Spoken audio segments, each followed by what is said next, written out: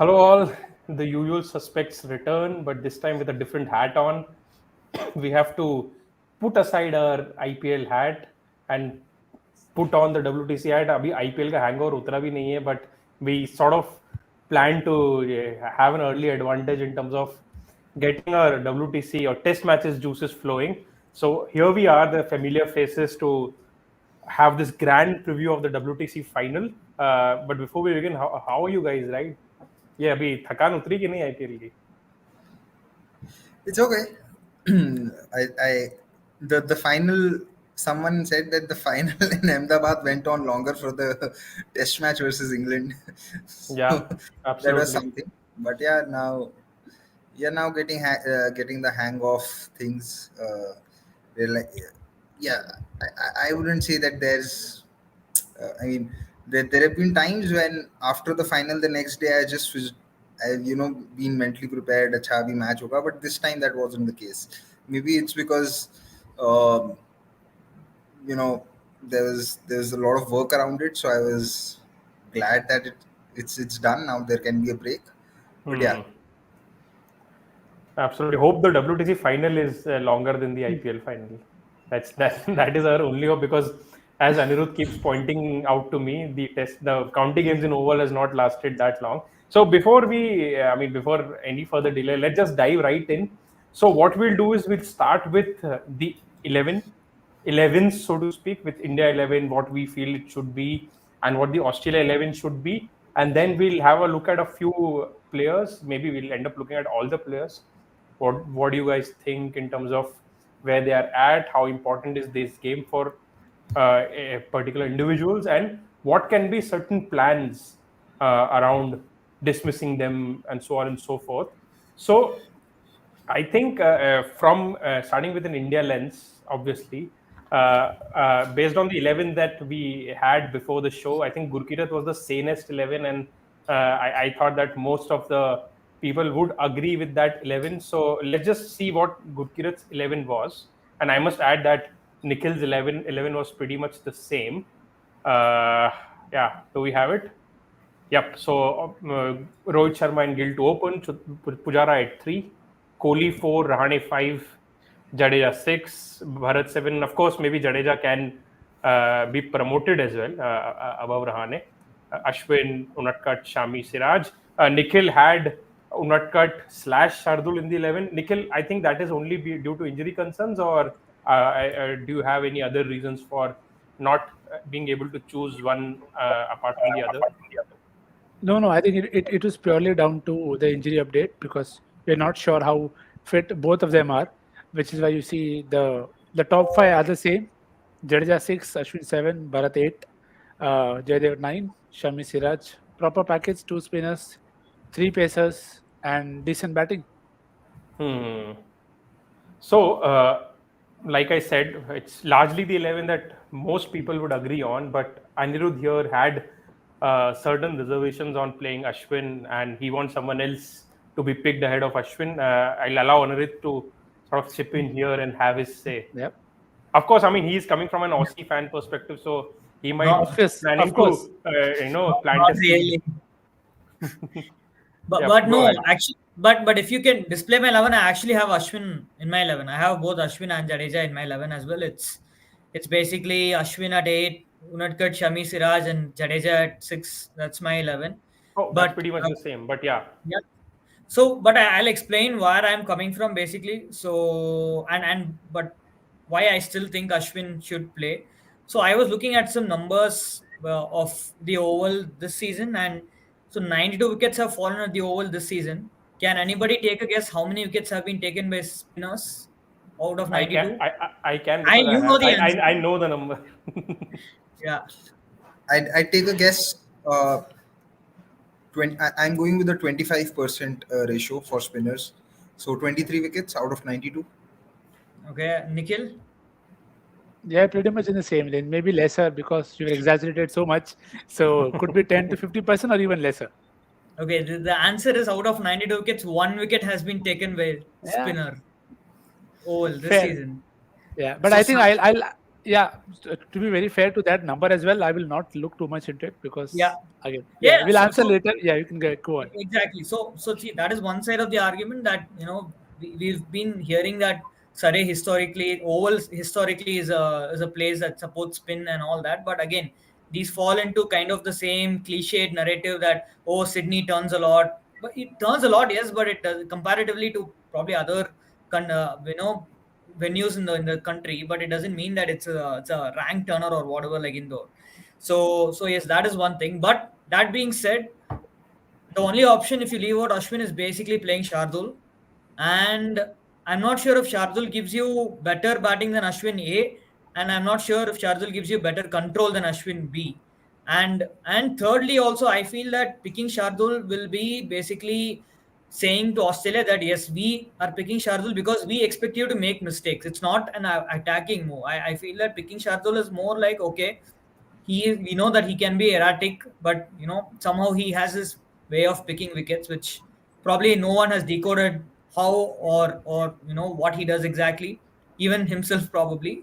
So all these concerns are there. Plus, there is also the additional concern of Shardul's fitness as well. We don't know if Shardul is 100% fit. He barely bowled for KKR in the IPL, and even though most matches was probably a tactical call, we did hear Nitish Rana saying, I think midway through the season, that Shazul was carrying some sort of a niggle, so that's why he was underbowled in certain games. So, for my liking, there are too many uncertainties surrounding Shardul for him to be picked ahead of Ashwin, even if it's a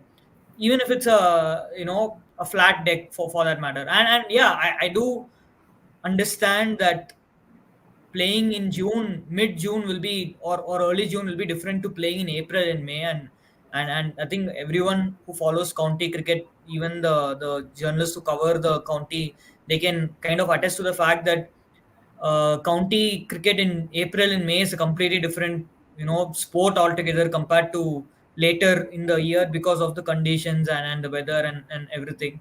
So that is a big factor. But yes, I think if you weigh all the pros and cons and everything, I still feel that picking Ashwin makes sense. Although as the numbers suggest, there is a strong argument for Shardul to be picked as well. So that is, I think, the one Yeah, or probably the only big major call India have to make when it comes to this final. yeah. I I think can. just to add to the point about Ashwin, in the last test that India played against Australia on a flat deck in Ahmedabad, he had figures of 6 for 91. The best bowler from both sides, if you want to say it. And those who saw the game, know he bowled very well. So over 47 overs to give away less than 100 runs speaks volumes about the kind of control that Ashwin brings to the table. And that's what I'm hoping that the team management is also looking at, because in the last few tests that India have lost away, I don't think they have had the best usage of the third seamer. Sometimes I felt that they've underused a definite option, and they haven't quite looked at Ashwin as a potent threat. Now, here, as Anirudh said about the numbers, I'm not saying you need 5 6 wickets from Ashwin. But if after Shami and Siraj, he is able to hold an end tight with Jadeja, it will help the fifth bowler also and the entire team to be able to rotate their bowlers far better. Which, when we compare to what we saw in the WTC final last year, you know what happened. Even in the games that India have lost in the recent times away in South Africa or in England, the control has been missing. And Siraj was part of that setup. This is a different Siraj, but you'll expect this Siraj to be much more disciplined in terms of his experience and his current rhythm. I'm not talking form because we don't have enough data in terms of test match numbers going into the tournament. So on that logic, I feel Ashwin walks into the side, both on the fronts of the value that he can add with the ball and of course with the bat, because it will be crucial. Because Cam Green And, is anyways, because with no Nesser, Cam Green will take five first. So you need that batting. and I just also want to add one more small point before Gurkirat and Somesh can also give their opinion, which is basically if you're Warner, if you're Alex Carey, if you're Labuschagne, if you're Smith, right, you'd much rather not face Ashwin, right? Even any deck, forget if it's a spinning deck, flat deck, whatever, right? If you see Shardul instead of Ashwin, you will automatically feel that, okay, if I get through Shami, if I get through Siraj, then I can afford to breathe a bit. I'm just saying that Alex Carey might try something stupid if Ashwin comes on, regardless of the conditions, regardless of the match situation, everything, he will try to reverse sweep. He will try to sweep, and that will automatically present opportunities. And from I'm going through the Australia 11. Smith and Labuschagne have their own battles with Ashwin, kind of. Alex Carey has been kind of screwed by Ashwin in the Border Gavaskar Trophy. Warner as well. Warner has a big history with Ashwin, and which Ashwin has probably won that battle for a decade now. The only player I can think of who does not have carry a mental scar is probably Cameron Green, but he bats at number 6. So if it really doesn't matter. The top 5 are all. Maybe Khwaja has also done well now. Khwaja has probably gotten over that. If there's any mental scar or something, Khwaja has gotten over it. But I'm seeing a batting lineup, a top 7, top 8, and more than 65-70% of these batters have a problem against Ashwin in one way or the other. It's either technical or mental, or for players like Warner, a combination of the both even. So considering that, I feel that it's an absolute no-brainer to play Ashwin. And you saw what he did in that second innings of the WTC final against New Zealand as well. Like, you were genuinely thinking that, well, if Ashwin gets 2 or 3 here, then New Zealand might, if not lose the match, they will at least not go for the win, right? So this is a good point for us to sort of display Australian batters' numbers against Ashwin, especially when they've faced each other in Australia, which is a lot closer reflection of the conditions than what they've come across in India. So we have that graphic ready, and what Anirudh spoke about will be pertinent there. Almost all the batters have struggled to some degree against Ashwin, even when they've played in Australia. Smith, over his career, has averaged 80 against Ashwin, but before the prior to the last WTC, he was never dismissed by him in Australia. But in the last last BGT, which was in Australia in 2020, Ashwin dismissed Smith thrice, and he averaged around 20 odd. So yeah, I mean, numbers do point out to that. Avnish, if you have the graphic ready, or maybe we can move on to a different topic. So Gurkirat, I mean, any other perspective you have regarding the argument of adding, I mean, inclusion of Ashwin to be a no-brainer? No, it's pretty much covered. Just one thing that I wanted to add with respect to what Nikhil was saying in terms of control. If you look at the numbers of the batting averages and the bowling averages at various venues in Oval is also one where you tend to you need more control, because there are phases and there are sessions where absolutely nothing happens, and those sessions, if you have someone like a Shardul or even Umesh going through a kind of spell where nothing's working out for them, they could really leak runs at a run rate of 4.5, 5, which has happened with both of them. Even the last test match that India played at Oval, which India won versus England, India had England down for 5 down for very early after Umesh had gotten Malan out, and then Bairstow, I think, along with, who was the other batter? I'm forgetting. Was it Oli Pope? Yeah, Oli Pope. Yeah. So Siraj has improved since then, but Siraj, Umesh, and Shardul all started leaking runs out in the second hour after bowling a very tight spell in 1 hour. So that you can't have that tendency with them, especially on these pitches.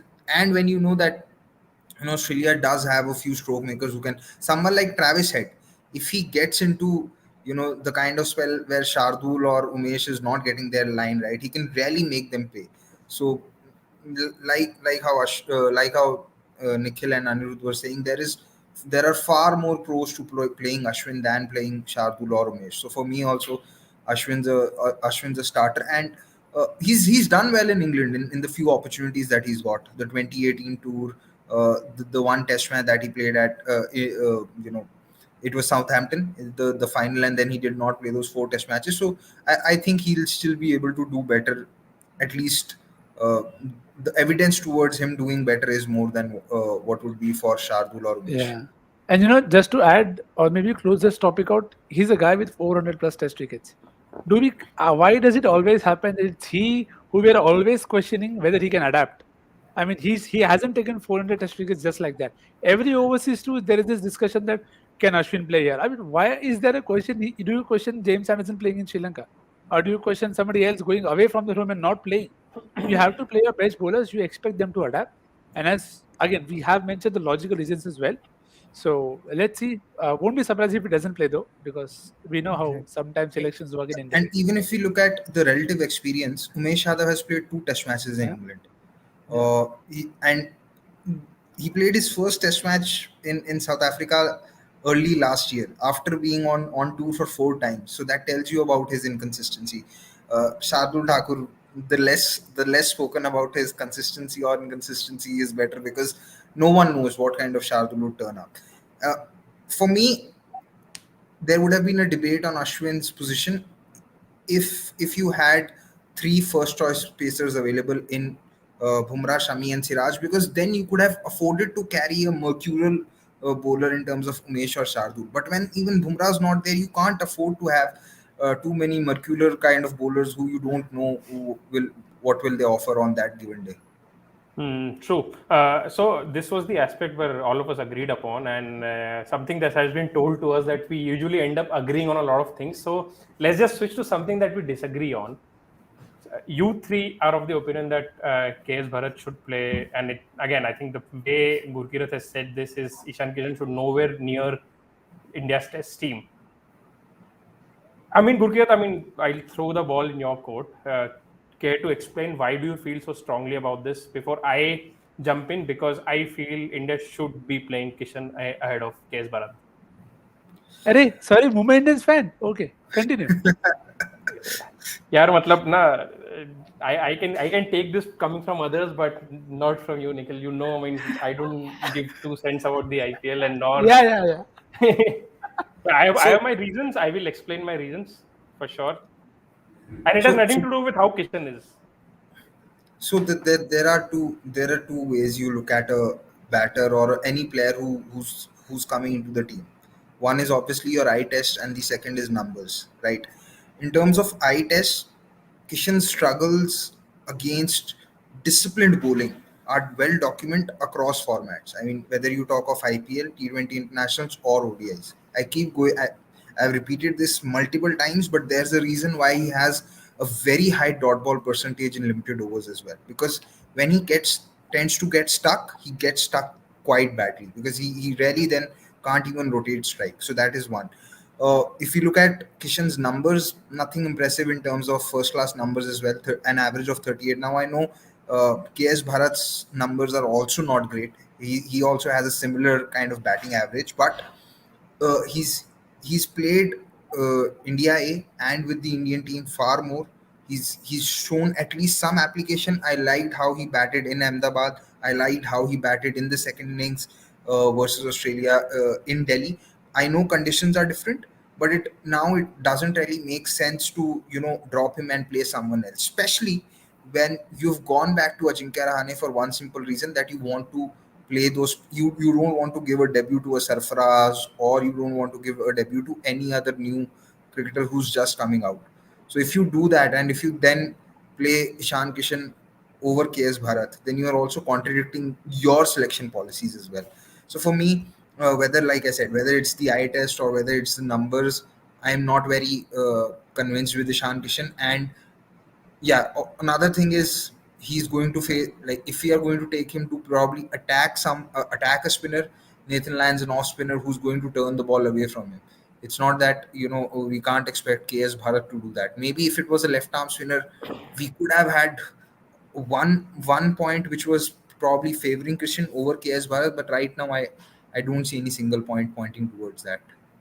Yep. So allow me to intervene. Now, like I said, it has nothing to do with how Ishan Kishan as a batter is.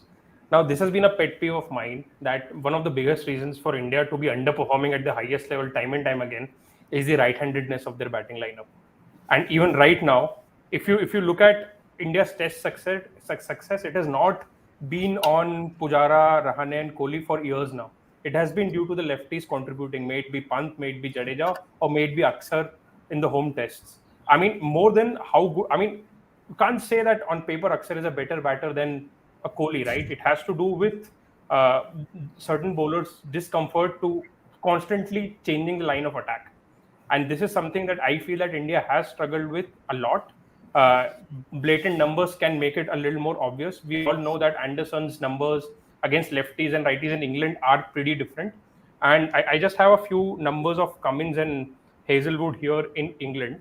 Cummins versus our right-hand batters, he averaged 19.2 against left-handers 30.9, and even Hazlewood there is a difference, though not as big a difference as for Cummins.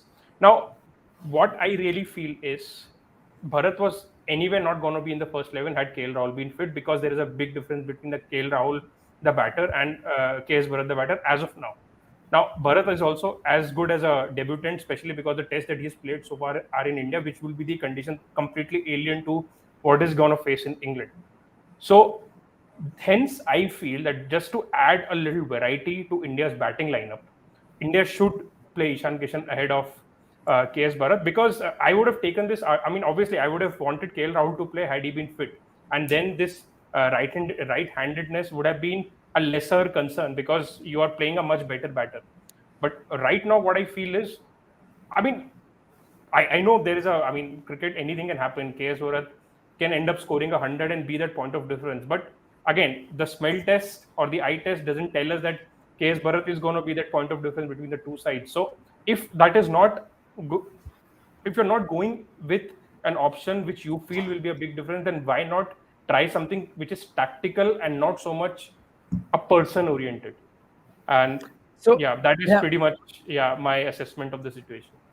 I think it's a fair logic, but again, I'll go back to the point that we've often spoken in watch-alongs during the IPL as well, that sometimes you need to just back your basics and not try things for the sake of it. Now you have KS Bharat, who's been part of your squad. He's been your regular test keeper. Ishan Kishan has not been the part of it. So just because he's a left-handed batter, rather play Akshar Patel instead of Rahane than at 5 or 6. My point is I won't mind, but if yeah, of course I wouldn't mind too. But the point is there is a keeping aspect that is very, very critical in England, and I do not want. I don't think any team will want a raw, untested guy to be keeping in a very important one-off match, which has a lot at stake. So it's not defensive. It's just who is the better keeper among the two. Where are they going to bat? In all those aspects, and it's see eventually it's about the process that you're it's about the precedent that you're setting. If you're telling that after having a guy in your setup for so long, come the big day, if you're not going to test them or trust them enough, what's the point of having the process? You might as well just pick guys who are performing in other formats and take them to that lineup. And again, we've spoken a lot about matchups, and in this very edition of the recently concluded match, we saw how matchups don't always lead to good results. It needs to have quality. And with Kishan, I think he's untested both in terms of quality with the bat and also with the keeping option. I agree with the left-handed batter option, but if that is not considered to play Ashwin, that there are a lot of lefties in Australia, let's play Ashwin. I don't think you can consider just that as a factor to get in a batter who's that had he played else in the past, maybe there's a counter argument that yeah, you could take the risk with him. But you already have Ashwin batting at 8. Kishan untested batting, even if at 7 or 8, I don't think is as much worth it. Hopefully, KS Bharat can show those skills of batting well with the lower order. So then the right-handed miss, see, there are numbers. Eventually, I'm saying let's back quality over a experiment which is not well timed, I feel. Also, uh, Pant has, like, I get that logic of a left-hander, but we also have to see where, if Kishan plays, where is he going to bat to make that impact? If he's going to come and bat at number 7 or number 8, then by that time your entire middle order, or most of your batting order is already taken out, which is like what Somesh said. I don't mind that if Jadeja bats at 5, and India have done that before. India have done that with Akshar also, so I don't mind that. I don't have a problem with having a left-hander, but I also think it's going to be about quality. And if Kishan's going to bat at number 7, the damage that is going to happen to that middle order, or that we are trying to shield the middle order against, that would have anyway happened. So, uh, yeah, I mean, I like the logic, but I think just the way where Kishan is going to play, it's not going to make an impact, because I don't see them batting Kishan ahead of Jadeja. Even if I had to blood in a left-hander in these conditions, not in India. In India, if I have both Jadeja and Akshar, I'll probably have Akshar at 5, given his superior game against spin. But overseas, I'd rather have Jadeja at 5 to break that right-handedness, and he's done well. He's the way he's improved his game to face that delivery which is on the fourth stump and just leaving the left-hander. He's done it very well, and he's become a very good lever of the ball on the fourth, fifth stump. So I'd rather have him at 5 with Ajinkya Rahane at 6, and then again KS Bharat Yeah, at 7 or Ashwin. but do you think one lefty is enough? Because even in the lower order, it's not like Ashwin is a lefty either. I mean, even the bowlers are all righties. So do you think again just one Jadeja is enough to sort of break that monotonicity Idly, which the idly bowlers no, will? Yeah, idly no, but it is what it is. I mean, if Yeah, I want I to think play had you left, had, yeah, I think if we had enough quality options, I'm sure Indian cricket in any which ways would have wanted to have a left-handed opener as well. But they aren't. I mean, they are not wanting to try other people, and which is again down to the selections that they make. So it's also the number, right? If at 8, 9, and 10, if you're looking at a left-hand batter just to break the variety, maybe it's something that is not backed enough. And it may work out, but there is more chance of it not working out as compared to the other angle. yeah. I mean, And you guys spoke about the keeping skills. Is there any obvious weakness that you've spotted? Because to me, Ishan Kishan seems like a decent keeper. He has been a keeper all But his that life. He's not a makeshift keeper like KL Rahul. At one point of time, we were okay to go with KL Rahul, even though he's a makeshift keeper, so just because that's he adds value as a batter. exactly. So if you go by the amount of things that worked for KL Rahul, the batting part of the aspect is far more valuable as compared to the keeping. And with the keepers, again, we've seen KL Rahul keep. We've never seen Kishan keep. So, and England, and had this been anywhere else, it is different. And I know that a lot of us will say that, okay, KS also hasn't played, but he is your designated like longer format keeper. If see, eventually it's about what message are you sending to people who are part of your system, that okay, do well in other formats and we'll shift you here and we'll play over the others. I don't think it's a right Yeah, I mean, precedent to set. I think I would have bought this argument had this been a series, but we are looking at a one-off test. I mean, from Even that more logic, so, even right? Rahane But doesn't deserve to again, be in the see, 11. that there is logic. Rahane is not picked on IPL form. Rahane was picked the moment Shreyas Iyer got injured. I don't think so. I It mean, if he had not it played was told that to him. innings in the IPL, I don't I don't think he agree. would have been. Good, good, good. We have a when point to disagree on, because from what I've read, Rahane was told to practice the moment Shreyas Iyer got injured. So the announcement does coincide with him scoring well in the IPL, but you see, you have to see, you can connect the dots however you want to. I feel when Shreyas Iyer is done, no Rishabh Pant, no KL Rahul, you had no other option but to go back to your Ajinkya Rahane, who's tried and tested. So again, this is my view where I feel that IPL is not led to that. So yeah, Anirudh.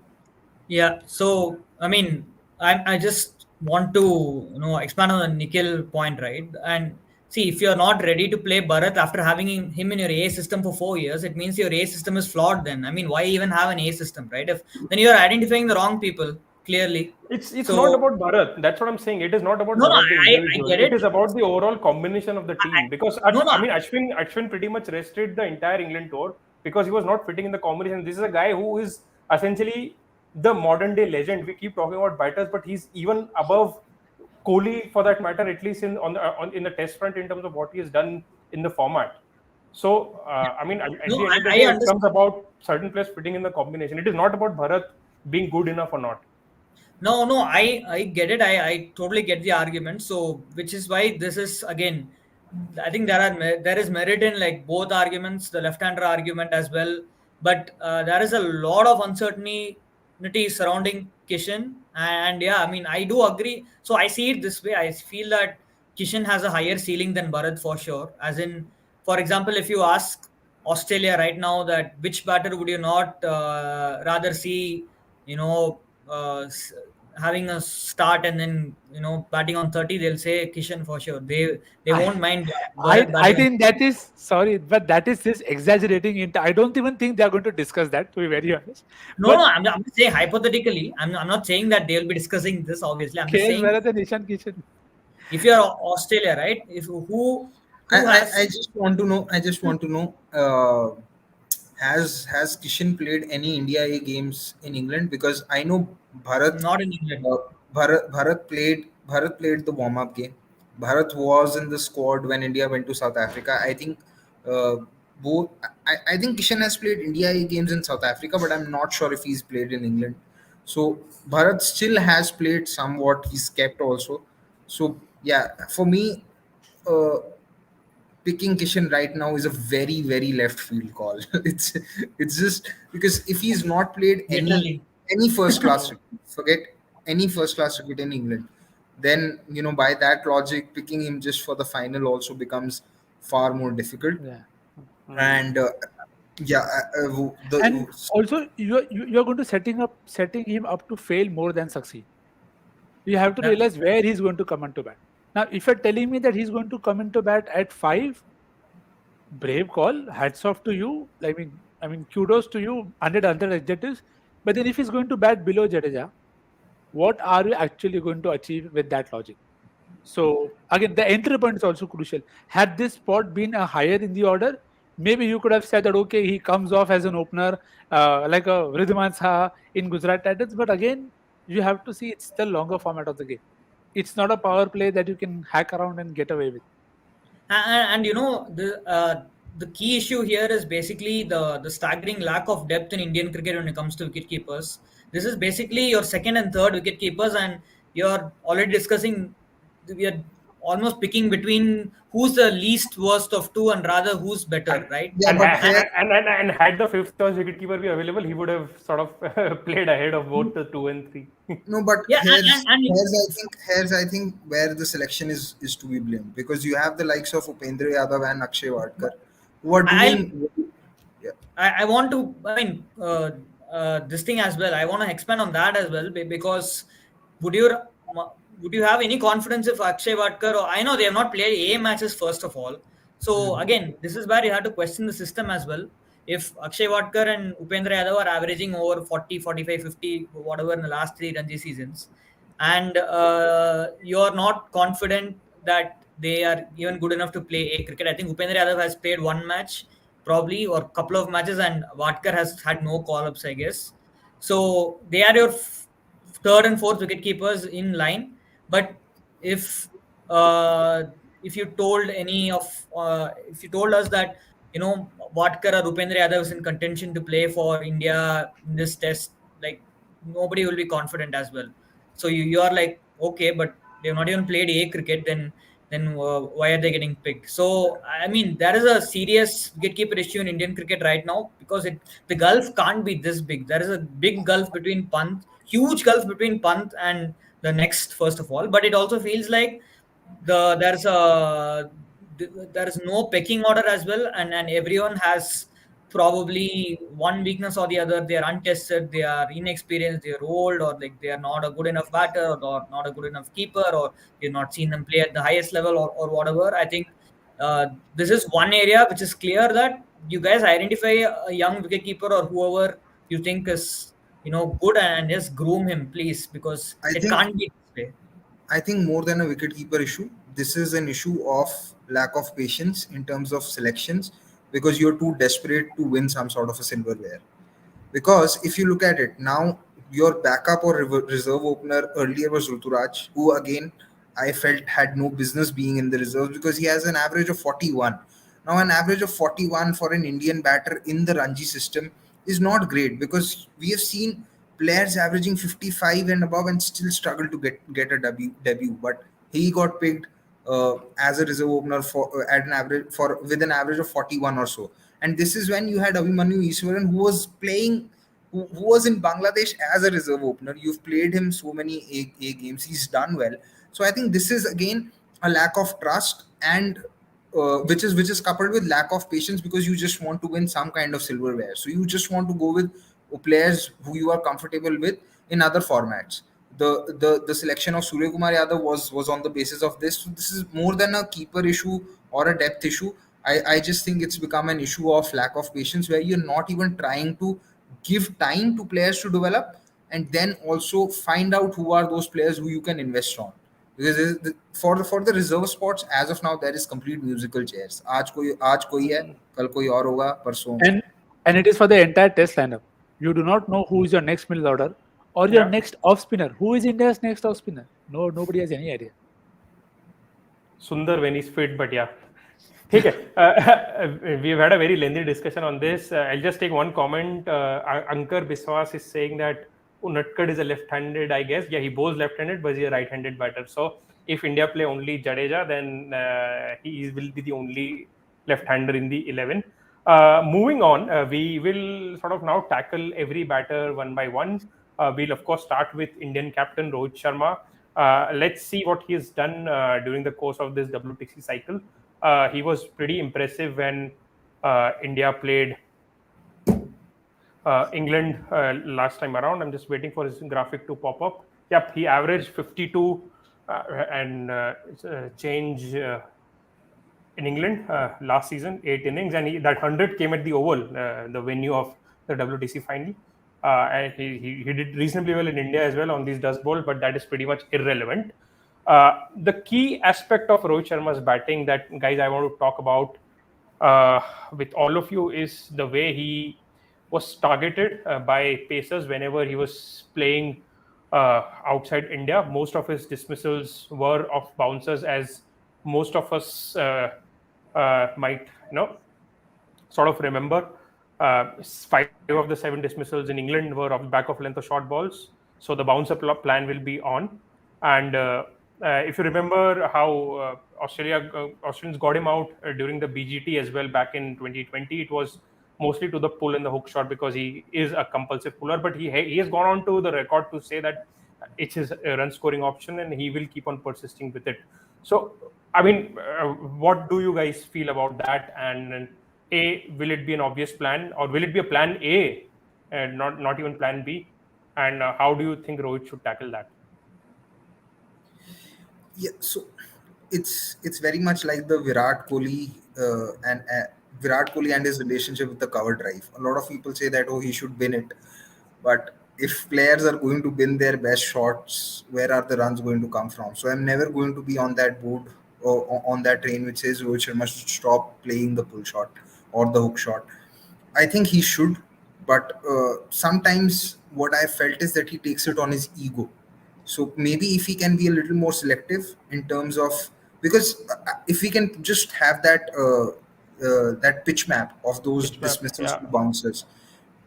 Yeah, because if we see, I think eventually what would be interesting to see is that where do these bouncers uh, end up to him on the crease. I feel when he's pulling from the from the leg stump or above his shoulder, that is where his control sort of suffers a little bit and he's not able to get the proper connection. But if it is outside from, and this is what I'm speaking from what I have seen, but if it is outside the line of the stumps, then I feel he has far more control and he's been able to nail that pull or the hook a lot better. So once we get that in terms of a beehive, I think that we'll be able to know it more better. But I think it's probably, yeah, it's something where if he becomes a little more selective, he'll still do well. But I won't say that he should just bin it, because yeah, you can't ask Virat Kohli also to bin the pull bin the cover drive, because now also what is happening is across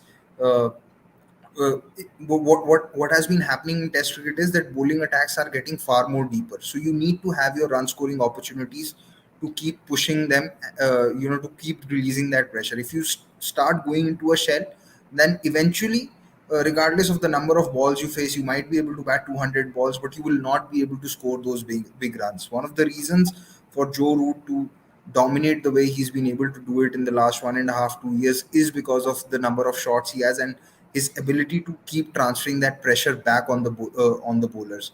So yeah, maybe if he gets a little selective, I think that would be sorted. But yeah, I don't think it's that big of an issue that he should just bin that shot. Okay. Yeah.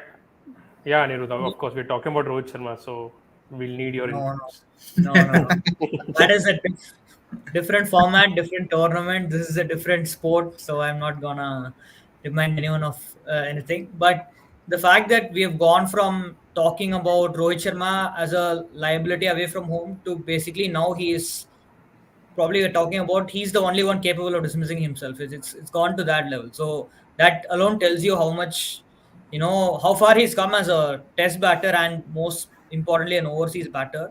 And yeah, at this point it does feel in a way that he's his biggest enemy. Rohit is his biggest enemy in test matches right now. It feels like that, whether it be at home or away from home. Uh, whether you asked Somesh whether it should be Australia's plan A. I don't think so. Not plan A. That will be too defensive for my liking. It will be you're automatically telling Rohit and India that, well, you know what, we know that you're not going to nick one at all. So we are gonna just aim short balls at you. So that will be too negative. I don't think that should be plan A. But yeah, I mean, for someone like Starc, right? If you're taking the new ball, why not mix it up occasionally? Bowl two in swingers or one that leaves the bat and maybe a surprise bouncer. And what will be important is again the field setup. You should have the fine leg back clearly for this, and maybe even a deep square leg, because I think we read something like 4 out of 6 dismissals have been at fine leg, but This is the stat that I just had in mind, that Stark has never dismissed yeah, Rohit yeah, Sharma. yeah. True. I mean, yeah, but I'm saying that because what Gurkirat mentioned as well, Stark's natural line is also towards the leg stump of the right hander more often than not, and he also will bowl from over the wicket, which is around Rohit's leg stump. So if he bowls a bouncer, it'll automatically be somewhere like here for Rohit Sharma. It won't be outside off stump for sure unless it's the line has gone wrong. So that will cramp him for room. So that could be a potent option. And obviously we have Cummins, who's probably the one of the best exponents of this relentless attack, which kind of targets the body. So he's also an option for sure. But it should be on in Australia's mind without a doubt. But again, if you're thinking this is our best chance to dismiss Rohit Sharma, then that's a defeat for Australia even before you've started the innings. Yeah, so But and all our newer it'll be viewers interesting to who, see. yeah, who would have heard Anirudh saying "we" for Australia have heard it right. He comes with a I Aussie mean, hat and I'm talking from an Australian perspective, by the way. Like, I'm talking what Cummins will Yeah, be yeah, saying. yeah, yeah, and yeah, and yeah. we Teams. and we Yeah. and we just saw the beehive where Gurkirat was pointing out, and as you guys can see, Gurkirat's eye test was actually accurate. That most of his dismissals to the short balls also were to the balls that were towards his body, and only one is like, I mean, how did he even get out to that ball which is in the blue area? I mean, मैं बस ये सोच रहा हूँ कि ऊपर cut कर सकता था वो, but ठीक है, fine, he went for the hook and that's where he lost his wicket. uh, okay, so pretty much enough about Rohit Sharma. Let's move on to the man of the hour and supposedly the king in the north, the new king in the north. I'm talking, of course, about Shubman Gill. Of course, we'll have the numbers of what he's done in this WTC cycle, but I feel that there is no point uh, diving into his pitch maths and all what he's done away from home, because what we are seeing right now from Gill is a different beast. So I would rather be more interested in a qualitative assessment, and maybe Nikhil, you can jump in here. What has stood out in Gill's batting uh, recently across formats this year, and how much of a chance do you feel he has to succeed in this one-off test? Yeah, I think recent form will definitely be very, very helpful in terms of calming himself down. Very often with Gill in this IPL as well, you saw him start up and just be at ease all the time. Very rarely, apart from the one game against Bangalore, where he looked a bit edgy in terms of wanting to get going. But otherwise, he's looked in control, be it the short arm jab or the back foot punch or his drives. So what that also helps a batter is be a bit more calm about the run scoring option. With him in test, we've often seen the in dipper trouble him a lot, where it's felt like okay he knows it's coming, but still he's getting trapped right in front. So what this phase should actually help him is just get into better positions at the crease and then take it from there. Sometimes when you're short of runs, you feel you're also short on time. But that's not the case in longer formats. In longer formats, you will always have a lot more time to score your runs. And again, this isn't the attack that is not familiar with. He came to the fore with this attack itself, with the knock that he played in Australia. So it's not that he won't know what is going to come to him. Hopefully, this phase will allow him to leave, and I think leave has been one of the biggest strengths of Rohit Sharma as well, the test batter, because invariably I feel Rohit was always a better longer format player than a shorter format one. For all the skills and shots that Rohit had, I always felt that he is, because you don't score 200s in ODIs if you don't have a game for the longer format. So it's not just about the white ball or the red ball, it's about being able to spend that much time at the crease and being selective. So I think a leaf from Rohit's book for Gill would be to leave very much early, because the Australian attack relies a lot on new ball wickets. If you are taking care of Josh, and if Josh plays and you have Lyon and others to follow, Gill versus Nathan Lyon could be a very, very big matchup in this one-off test, because he's someone who loves to take the spinners on. So in that sense, it's the new ball that he has to, I think, just take care of, not try anything fancy. Anyways, you don't in test matches, but with regards to the recent form, hopefully the calmness will help him just settle down, because he's given chances which Australia may take, Australia may not take. But in terms of preparation, I don't think he could have had a better phase to go into the one-off test. Yeah, something on Shubman Gill that I have observed is that uh, if we look at him 2 years ago, he used to take a very leg stumpish stance. And I thought before the New Zealand ODI series earlier this year, he just started to change a little bit and do that shuffle just before the ball was being delivered, so that he can ensure that when the ball's coming in, he can get his bat down on time and avoid getting out LBW, because that happened to him on a couple of occasions, even in ODIs. I mean, I remember a dismissal of him versus Rabada in that ODI in Delhi, where South Africa were bowled out for 99. He was batting on 49 and he ended up missing a straight delivery, which just came on with the angle. So I think he's made that one change, one technical change, and it's something that he had spoken about in one of the post-match talks as well, where he said that he just made a very minor change in his technique. So I think just that shuffle, or taking that guard between the middle and the leg stump, has now, at least I'd hope, that has allowed him to do better against that in swinger, so that he doesn't get out RBW. And I feel if he's getting his trigger right, or if he's getting that shuffle right, he will also not go fishing at deliveries on the fourth, on the fifth stump, which happened in that one-off test match in Edgbaston. Because again, he was looking very good in that few balls he played. He just looked that he has all the time in the world and he'll score some good runs, but his dismissals came out of nowhere, which also happened in that final versus New Zealand at Southampton. Because in the first innings, both Rohit and Gill had done very well to play out the first 15 overs, and then he got out to a very good delivery from Wagner, uh, which swung also seemed. So that kind of delivery for a 21-year-old can be too difficult to handle. But I think if he's able to, like Nikhil said, if he's able to play out that first hour, then it should be his stage, and then he should, because I don't think that the ball is going to swing as much. This is also not the Dukes which they'll be using. They'll be using the Kookaburra, so that should also be a factor. He plays the first No, hour no, out. they, if I'm Using right, Dukes they are, only. yeah, they are So going to the- use Dukes only. Yeah. Oh, Yeah. I heard in between they were going to use No, Kookaburra. no, no.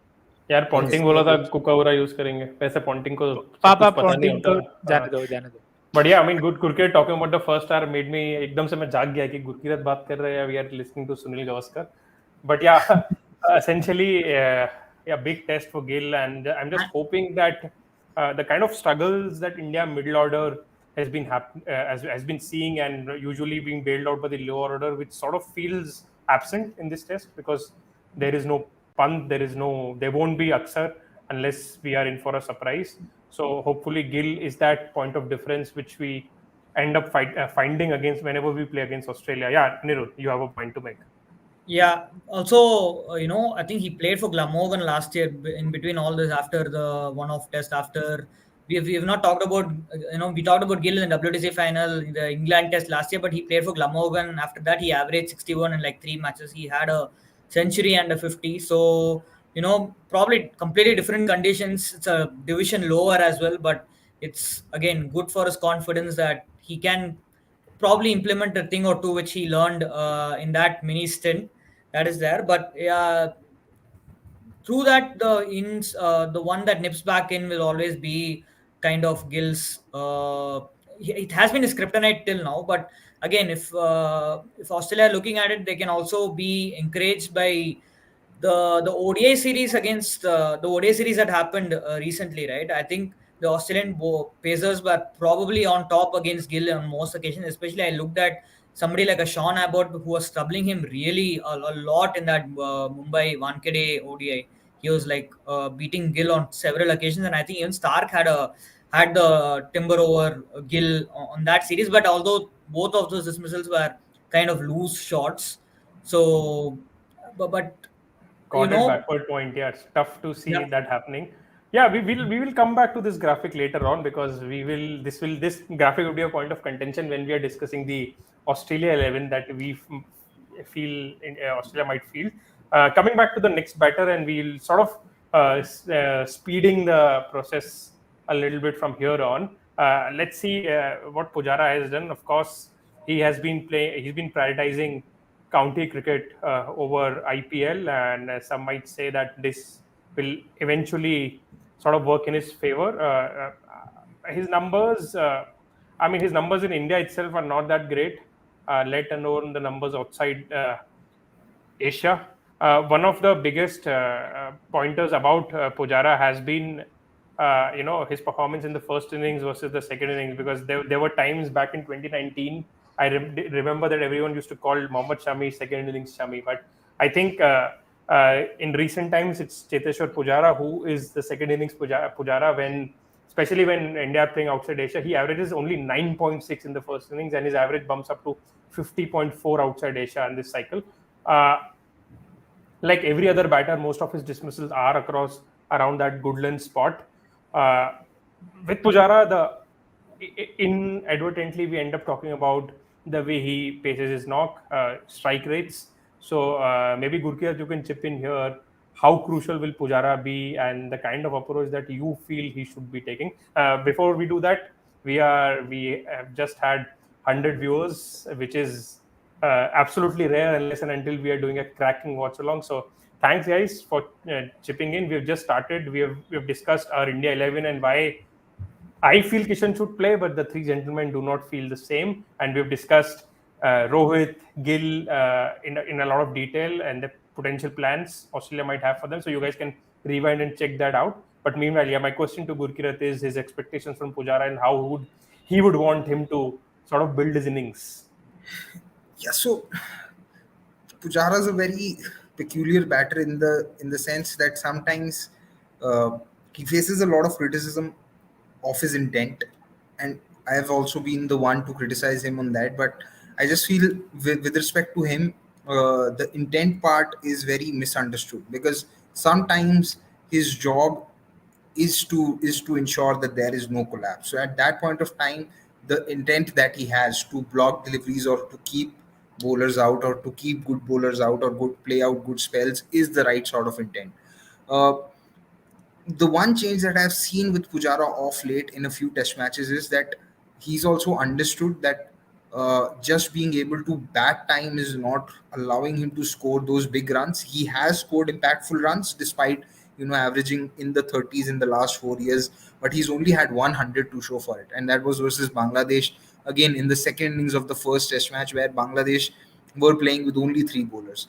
So I don't mind if Pujara sort of takes his first 60, 70 balls. What I want from him is that once he's got his eye in, I want him to start, taking a few chances and dominating a few bowlers.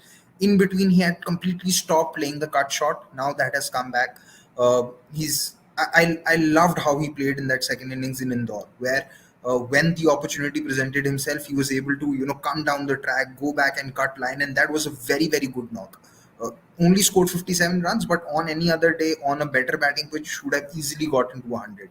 So if Pujara is taking the first 60, 70 balls for himself, no problem. But once he's got his eye in, and once he sees that conditions have flattened out, I just hope that he's open to the opportunities of scoring runs and keeps taking it. Because if we look at those runs that he's made in the second innings, they have also come whenever he's had he's looked to attack a little bit more. Whether we talk of his 90 odd in Oval when India beat England, or that second innings 50 in Johannesburg, which was again a very good partnership with Ajinkya Rahane. Both Ajinkya Rahane and Pujara came out very aggressively and started to play their stroke. So I just hope he also understands, and he's definitely a better judge of this, that uh, just going looking to go into a shell is not something that he should always look to do. Because the day he's also getting his aggressive game right, or the day he's batting well and he starts picking the right balls to attack, he's putting the opposition under far more pressure, and he also then starts getting those boundary opportunities. So if he can just get that tempo right, I feel he has a lot to offer. And I still feel that once Pujara has figured out that percentage of attack and that percentage of defense that he wants to do in his ideal test match innings, I still feel he can contribute to the Indian test team for another 2 years. Because technically he's still doing a lot of things right. He's not Rahane has struggled, Kohli has struggled, and when they have struggled, they have become like walking wickets. With Pujara, that has not been the case. The runs haven't been enough, but he's still been able to make impactful contributions somewhere in between. So that I just hope the big runs come back for Pujara, because he's doing a lot of things right. Yeah, and if this batch of Duke balls is anyway like the previous batch of Duke balls, then we might need Pujara to see off those initial 40 overs so that others can actually, make hay when the sun shines later on.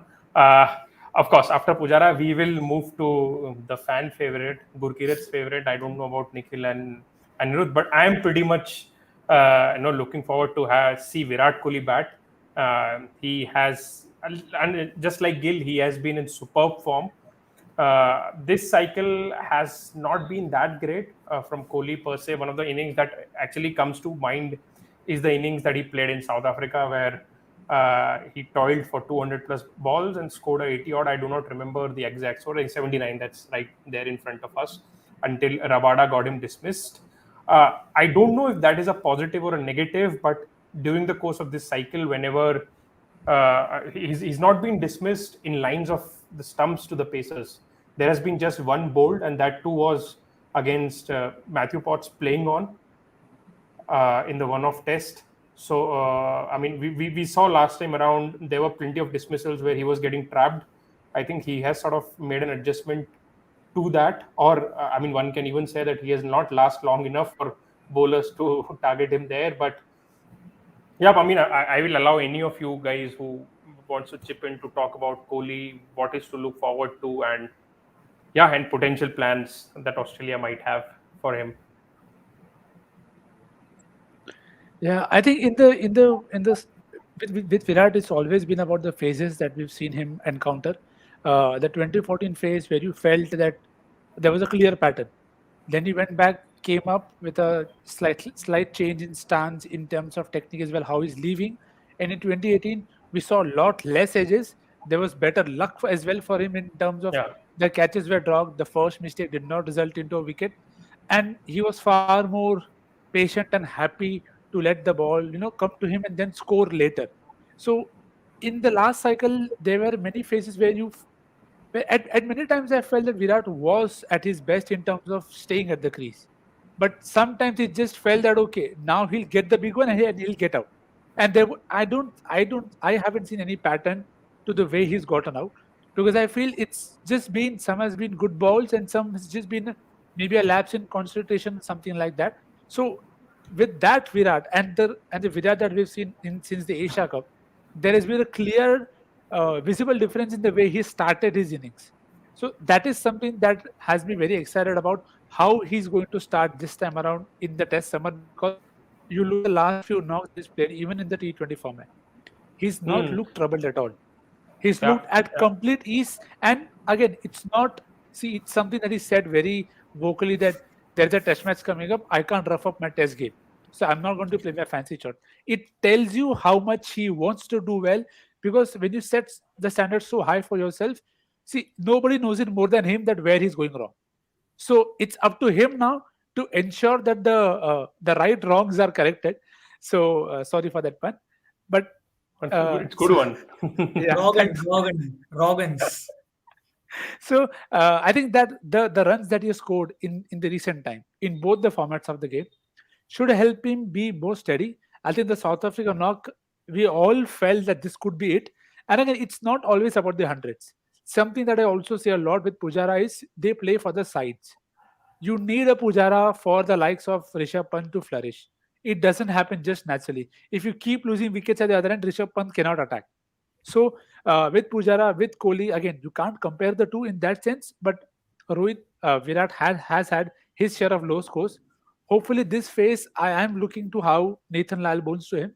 I'm very keen to see how he takes care of Josh very early, because even in the recent times we've seen him at times feel for the ball. If it and it's not the fuller one, it's sometimes more back of length or good length. But again, that's just me, and I could be completely wrong. So, and yes, all right, on cue, we see Indian batters versus Josh Hazelwood, 9 innings, 8 runs. That doesn't sound right, maybe, but it is it is a bit of a matchup that how does he take care of that kind of bowling very early on? Because if he sets in, then India are set with no Rishabh Pant. You need somebody to bat big, and Virat can be that guy. Yeah, of course. And the fact that you spoke about it, there being no pattern to his dismissals. I mean, like we saw a few of his dismissals were to half volleys. So that is, Yeah, and which is unlike we'll see for any other batter, so to speak. So he sort of obviously doesn't want to miss out on scoring opportunity as well. yeah. Yeah, And Gurkirat, you want to say sorry, something? before Gurkirat comes in, thankfully no Yeah. debutant as well for Australia. So yeah, there is a wicket less.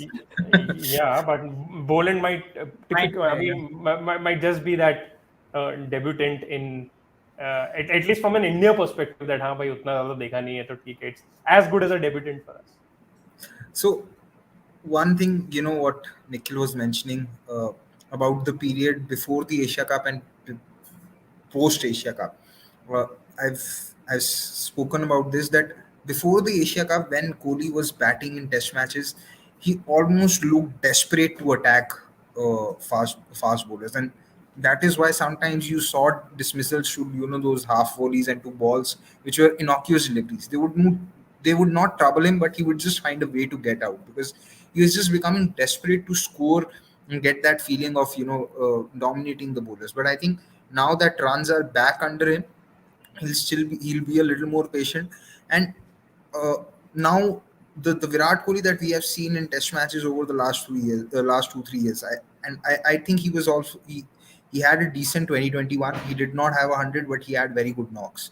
That graphic that we saw of him scoring runs in England, the average was only in 27, and he had 250s, but he had two very good 40s to go along with it as well. There was 140 in Lords, and I think there was another 40 in Leeds, if I'm not wrong. Probably there was a 40 in Leeds, and I'm not sure, but there were two 40s to go along with it. So it was, again, not that he wasn't getting starts, he just got out at the wrong time. So I just feel with runs under his belt, and the confidence back, he'll probably be a little more selective and a little bit more patient, and that might just allow him to score those big runs which went missing. And one of the facets of his game that I feel has improved now is that he's not sure if everyone will agree to it or not, but I think that he's defensively now become a better test batter than what he was early on. Because early on he was the kind of batter who just wanted to take on the bowlers, even in the toughest of the conditions. And with that, he used to offer a few play and misses, a few edges, but now those edges, I feel, somewhere has come down, because his control percentage has increased also, because he's become a more defensive batter in some way. So maybe we could see a second coming where he's a little more defensive, and then after he's gotten his eye and he starts accelerating, uh, my I hope he doesn't become another Pujara, but just takes a leaf out of his book, and then starts going about it. So hoping that it turns out to be the turn of, I I'm hoping it's a Virat 2.0 in Test matches as well. And I think this will be like a true test as well, because Ahmedabad, we all thought that he's probably turned a corner in Ahmedabad, because again, not just how he batted in tests, because in lead up to it he had done well in the T20 World Cup, he'd done well in ODIs, and the question was, when will the drought end in Test cricket? And he finally managed to end it. Not just end it, but he nearly got a double in that match. So, but yeah, I mean, that Ahmedabad wicket, I think we all can agree that it was probably the one of the flattest wickets we've seen in India Flattest pitches, in yes, very long yes. time, I This guess. is this is the So, Aussie inside All, Anirudh who's coming out I to was sledge ki about to bhai say that he's वो itching कि भाई flat देखता. ये No, count नहीं होता ये flat pitch अब tha, count होगा. flat pitch tha, I agree. It was a flat pitch, but the first 100 runs that he scored, they were a of battle of course. attrition because only 7 boundaries, I think, 7 fours, and if I'm not wrong, that remains to be one of the lowest boundary percentage, lowest runs in terms of boundary percentage for any Virat Kohli 100 in Test matches. So it was a flat track. I don't disagree, but it was still a battle of attrition for Kohli given what the situation was. And again, he was somewhere. I felt he was also fighting his own demons because he just so desperately wanted to get that 100 that yeah, it was still a knock that he needed badly. And there is also like unfinished business, because if you remember the 2021 World Test Championship final against New Zealand, where India could have easily have drawn that match. I mean, they should have drawn the match at all costs, at least, because they basically had to bat out one session to ensure that they don't lose it. And if you remember, I think that collapse started with Jamieson getting Kohli on the morning of day 6, and in that match, actually, Kohli actually played a probably the best knock of or at least among Indians in the first innings. If you remember, after I think Pujara was LBW, I think Kohli and Rahane put up a really good partnership, and then he again got LBW to Jamieson the next morning, and I guess it was also another a very soft dismissal in that second innings as well, where he edged it and nicked one to the keeper, I guess. So if you think about all that, there's a this is like the perfect stage for Kohli in all the sense, because it's Australia, two, it's the WTC final where he has unfinished business, and three, I think if he does well here, we can probably all be sure that we can expect a second wind of sorts in Test cricket, because again, if he's gonna do well against the Duke's ball, against Cummins here, Starc, Hazlewood, Green, Boland, Lyon, and all these guys on in a crunch game, then you won't really face tougher tests than this.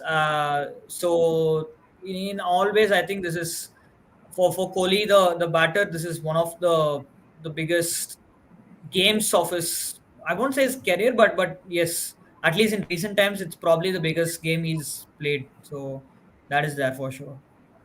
Yep, I think couldn't agree more. After Kohli, let's move on to his deputy until very recently. अरे यार sorry उमन भाई इतना गुस्सा क्यों हो रहा है यार मत देख इतना बुरा लग रहा है तो बट ठीक है चलो कोई बात नहीं लेट्स ठीक है let's move on to Kohli's deputy until very recently वैसे बाय द वे अभी वाइस कैप्टन कौन है इंडिया का ओह किसी को नहीं पता very good Must be Jadeja, right? Or must be का तो Pujara, must be तो कोई भी हो sorry, सकता है Pujara is there. No, Pujara is the vice captain. The guy who was dropped and got back into the side is now the vice captain. Perfect. Yeah, so let's move to Ajinkya Rahane. His numbers in this cycle, I mean, have been poor. I mean, can't even say average. There will be a lot of discussions, debates on whether he should even be playing this test or not. But let's just agree that given a year is not here, he was the best option and deservingly playing this test. There will be arguments to make based on this test that should he continue to play for India in this format or not, but that will wait. Right now we'll just focus on him and what he's done in this cycle and what Australia might plan against him. Now, after sort of saying a lot of not so good things about Rahane, he is the only Indian batter who averages 30 plus against Cummins, Starc, Hazlewood, all three outside Asia.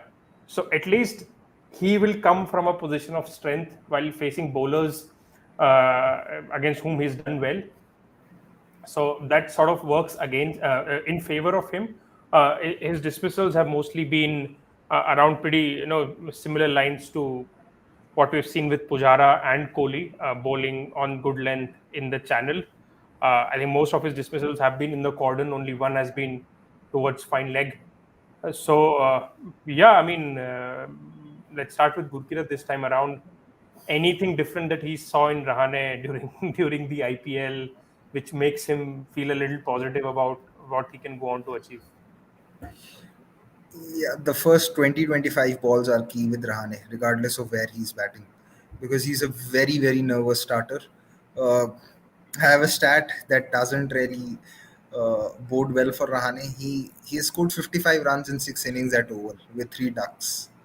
So, but I hope he scores more than what his total tally has been at all. But yeah, uh, again, we saw the numbers. He averages more than 30 against all of them, so he has done well. It's not that he doesn't have the quality to do well, uh, but again, with those numbers, main factor is that there is no James Anderson to trouble him. So won't be surprised if he can turn around the corner. But yeah, with Ajinkya Rahane, his issues have been just he's been such a tentative and a nervous starter that you really feel you as a viewer you feel very nervous watching him bat. You just feel that okay, if he does present an opportunity, it evades the fielder, or it's a play and a miss, or the catch gets dropped. But after he's played that one confident stroke or two confident strokes after the first 20 balls, you know that okay, now he's set in and he can bat. So yeah, just hoping that, because I don't think anything has changed technically for him, or anything else has changed in terms of his skill or ability.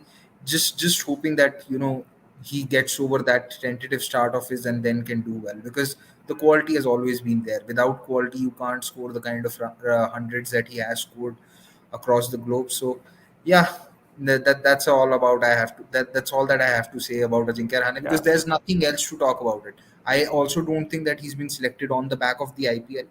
But what the logic that I did not find a lot of sense in was people saying, oh, he's experienced and he has a good record in England. We have clearly seen that the record in England hasn't been good. The last time around, the 4 test matches that he played, he was averaging 15. Mohammad Shami returned with an average of 17 with the bat. So he was actually very, very poor in England the last time around. Hopefully he can make up for it. yeah. I mean, he's not scored 100 in England in the previous two tours now, and for a batter batting in the top five, that is not so good returns. I think you spoke about change. The one change that was making rounds in social media. I don't know if that is true or not. That him ditching his arm guard to sort of let his hands move a lot more freely. So maybe, yeah, I mean, subtle changes that eventually ended up freeing his batting style, but we can't really know It's unless again, yeah, it's with Rahane. I think it's completely going to be confidence, right? Confidence is, I mean, if he can carry the confidence he has right now somehow into the one-off test match and get going, then I mean, I'm sure that India will get at least some across both innings some 80 plus runs out of him, which I think they'll take it right now if you offer it to them. But yeah. again, like I said, we have not seen him play any proper challenging top level cricket since I mean international cricket since the last test he batted. So there is no way for us to judge if he's equipped enough technically to handle this bowling attack or not. We've saw in the IPL, but again, even the decks he played in and the runs he made were relatively on flat decks only, or slow decks like Chepok on certain occasions. We, he was not tested by like proper pace, if you could just say that in the IPL even. And we know that this has been the best ever IPL when it comes to run scoring as well. So all these caveats are there, but for sure, I mean, if he's always been a confidence player, and if he can somehow manage to find that sweet spot, then then he could easily. He's genuinely one player who can take the game away from the opposition. Even though people underrate this factor of Rahane, I think when he gets in, right, he just takes the game away from the opposition. You don't even see it coming, and that's also what happened at the MCG a couple of years ago. I'm sure that none of us had any belief that Rahane would do much substantial, but suddenly he just struck 100 and that's it. Australia had been batted out of the match. So I think Australia will themselves be wary of this for sure. But yeah, with Rahane, and even in the Ranji Trophy, people say that he averaged 55 odd. But if you look at his scores, it's mostly like he scored a double century against. I think it was against He's, Hyderabad, if I'm not wrong. If he the scored they a were 190. He scored a 190 and a 204, and against those knocks came against Northeast Hyderabad and Assam. and Northeast in Northeast the Duleep Trophy as well, was I in guess. the Duleep Trophy. So Yes, Hyderabad yes, and Assam were the two bottom teams of that group. And yeah, again, yeah, it was not that those hundreds were followed by a score of 50. It was again, yeah, the string of low scores which we saw a lot with him in India colors as well. So yeah. yeah, that's what I'm saying. I don't know what has changed as such, but if he can carry that confidence and can do well, nothing like it. But Yeah. as of now there is no evidence to say that okay, you could bank on him to deliver a good knock. It might come, it may not come, but you can't really say that there is any evidence to support it. I'm curious to Hmm. see which Rahane we'll see though. I mean, will we just see the Rahane who's like completely, carefree and he's just swinging at everything, or will he actually think of it like, okay, now I'm playing a test match, it's not IPL, so he'll be slightly tentative. That is something I'm really looking forward to seeing. I have Yeah, really, but it's a mystery. Like it feels like we're gonna see a debutant. It feels like that. absolutely, yeah. Right? I mean, yeah, from what I've seen, I mean, I've always felt that a busier Rahane is a better Rahane. People usually club Rahane and Pujara in the same thread, but those two are completely different batters. Pujara can bat for time, but I don't think Rahane is that sort of a player. He needs to get going, so to speak. So, I mean, I think he would know this. Everyone would, I mean, everyone allow around him will know this, that you got to get scoring, and I think that's how this Indian setup, the current one under Rohit and Dravid bats, we know how what Rohit signaled to Pujara that by ball slot mein to maar to kya kar raha hai. So we all know that even this setup wants to get the game forward. So the message to Rahane would be to just get going. Uh, let's come to the last of the Indian batters, so to speak. Of course, we can always talk about Ashwin as well, but at this point of time, I think whatever we'll get from Ashwin should be just taken as a prize. But before we move on to the Australia 11, let's just talk about Jadeja as well. I think Gurkirat already touched upon the fact that Jadeja has improved his defensive game. Uh, his numbers have been phenomenal, if I can say so, because he does the dual role of not just being the batter but also a triple role. I mean, and being the bowler and also in the field. He has scored hundreds in India as well as in England. Average of 32 point around 32 for a player of who plays at his position is pretty good. Like I said, Gurgia has already spoken about his improvement in his defensive game. But Nikhil, Anirudh, do you have any thoughts? I mean, what have been your observations, and why do you feel he is the most important player for India in this WTC? Because I certainly feel that he is that player that India. I mean, if let's say, and I hope there is no injury on the day or leading up to it, but if there is one player India just cannot afford to lose is Ravindra Jadeja. Yeah, I mean, I would again point towards the same thing I mentioned about Rohit with Jadeja in the last 2 3 years, or even like 18 months specifically. It feels like he is genuinely the only guy who can get himself out. You look at just try to think of how many times Jadeja has been caught behind, or LBW or bowled by pacers in the last 2 years. It's very hard to think of occasions where he has been genuinely looked lost, or he's genuinely been bamboozled by a bowler, or any conditions. He's played in England, he's played in Australia. I mean, whether it's at home as well against pace and spin both.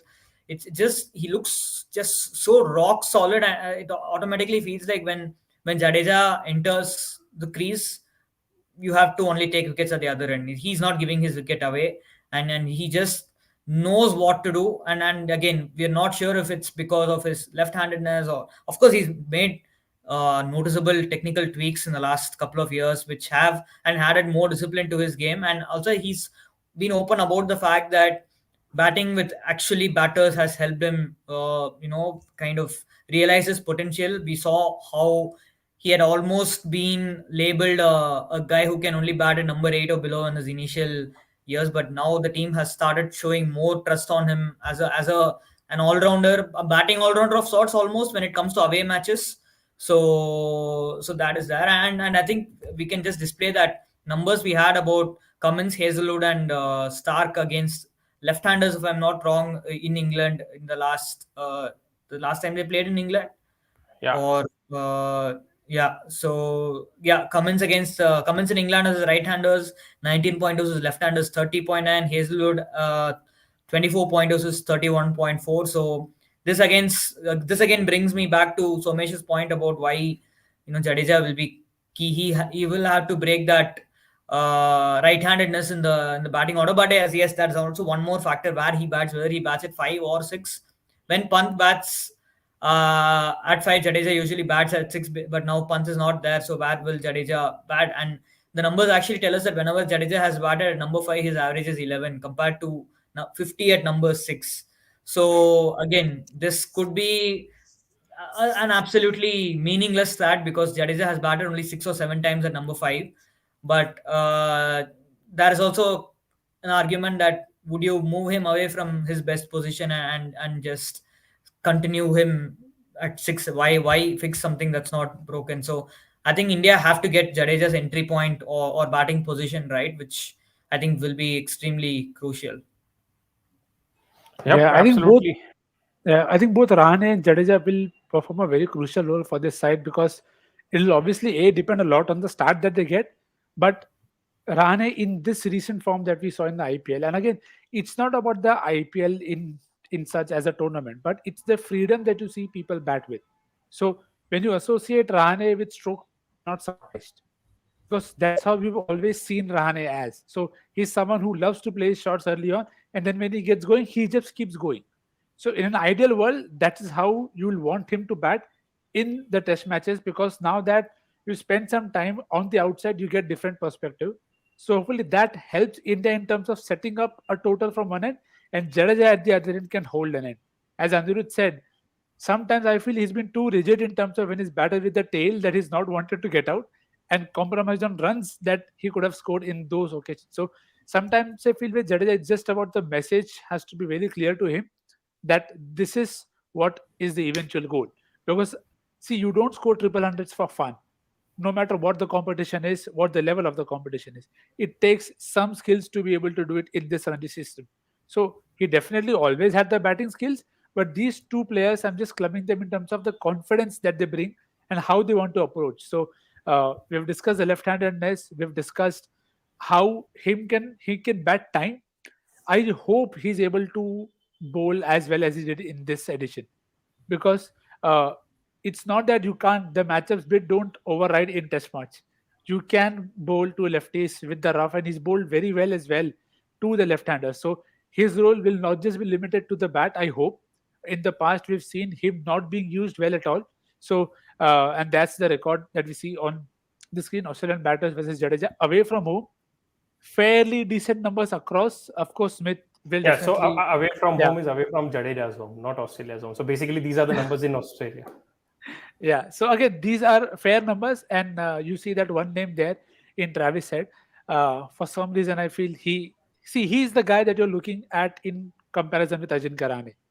That when Travis Head gets going at home, you know the rate at which he bats. So that is the rate at which India will hope Rahane can make the most of in terms of getting to bat at that spot.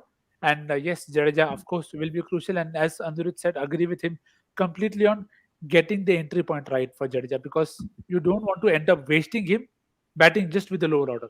You want him to get into a partnership, maybe hold Rahane back. So it will completely be conditions dependent, I feel.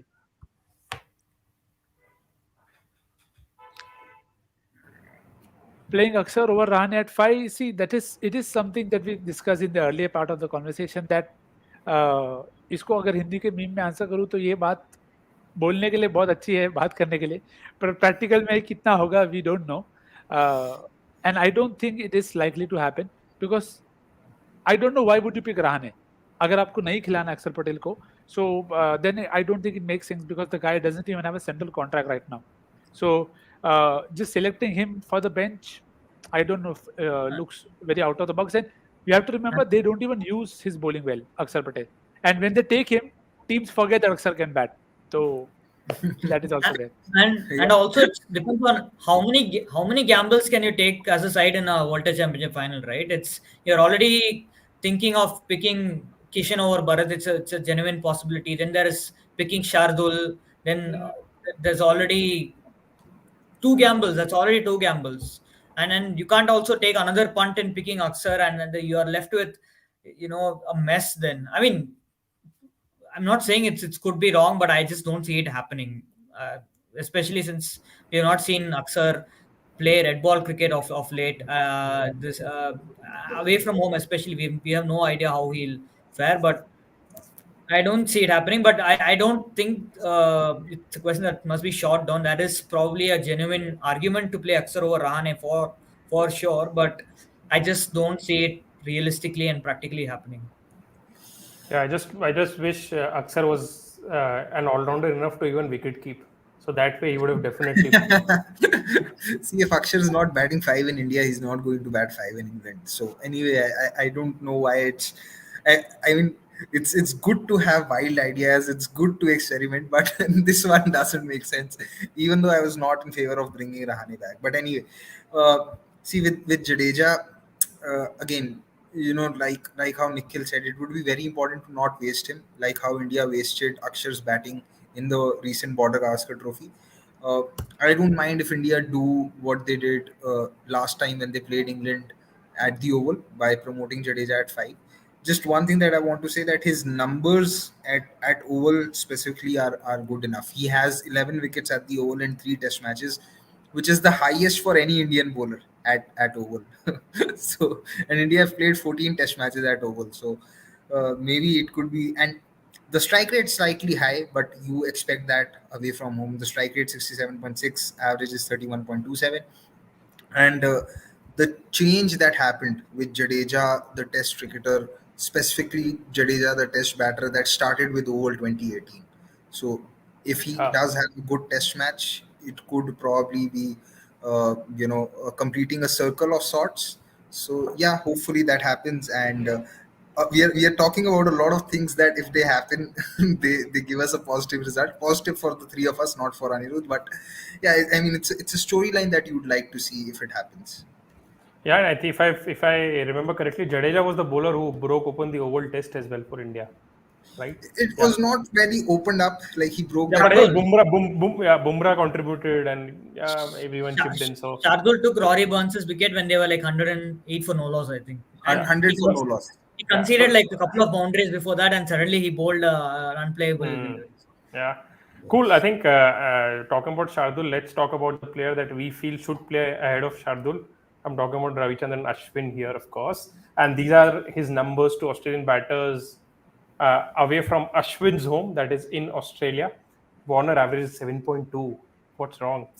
Khwaja average 5. These numbers look wrong, but they are not. I've double checked it. Like I said, Steve Smith's average is 80.3. Might not inform people correctly that he was averaging in the early 20s in the last BGT. All these 3 dismissals came then. So like we spoke about at length, that it should be a no-brainer that Ashwin should play. But any thoughts on these numbers? Any surprises? Anything for you guys? Yeah, Ashwin is a goat for a legend. A goat for a reason. Again, those numbers tell you everything. Even the recent BJD numbers that you highlighted tell you why he's critical. And see, the logic of wanting to play Ashwin is very simple and straightforward. That what are your expectations? You have Shami Siraj to do the job up top. You definitely 100% need your third and fourth options to be disciplined. We haven't seen that happen with Umesh and Shardul, with all due respect to both of them. So if you know something that there is a problem there, then it doesn't make any sense to play an option in that as volatile as that, because you don't know which one will turn up. They could give away 60 runs in 8 overs and the game is open. That, and in finals with a lot of pressure, it really takes you down as a side. So the value that he brings to the psychological edge also that he has with the batters, as Anirudh said, if you know you have to face Ashwin, Smith, Marnus, everybody prepares differently, and that is the trick with Ashwin, and he will find a way to evolve. So at the end of the day, I'm not looking for a fifer from him, but a good tight spell to ensure the pacers are fresh and ready to attack solves a lot of problems for India. Absolutely. I had one point, but अभी मैं एकदम ही भूल गया हूँ मैं क्या बोलने वाला था. हाँ, of course. Yeah, I have a question to ask. If, of course, Warner and Khwaja would be opening, would you be tempted to throw the new ball itself to Ashwin? I mean, what do you think? Because Siraj has over the years have been your first change bowler overseas, right? Anyway. Yeah. I think and remember what Ashwin did to Cook in 2018. Yeah, I see. I don't think it's as wild as it sounds, because it is a legitimate option for you to have, but conditions will dictate that. If the conditions are starting dry and you feel that okay, not much is going to happen, I wouldn't mind throwing the ball to him. Maybe in the after a 3 over spell for Siraj, but I will give Siraj the new ball because you need him to have that confidence as well. So Shami, Siraj, and then you definitely go to Ashwin very early. Yeah, I'll probably think of this in the second innings if the ball's turning. See, if in the first innings I'd still want both my pacers to do a 5 over spell, and if they're going unless one of them is absolutely spraying the ball around the park, then and you also have someone you will have a third pacer. So if there is swing, you would like to go to that third pacer before you turn to your first spinner.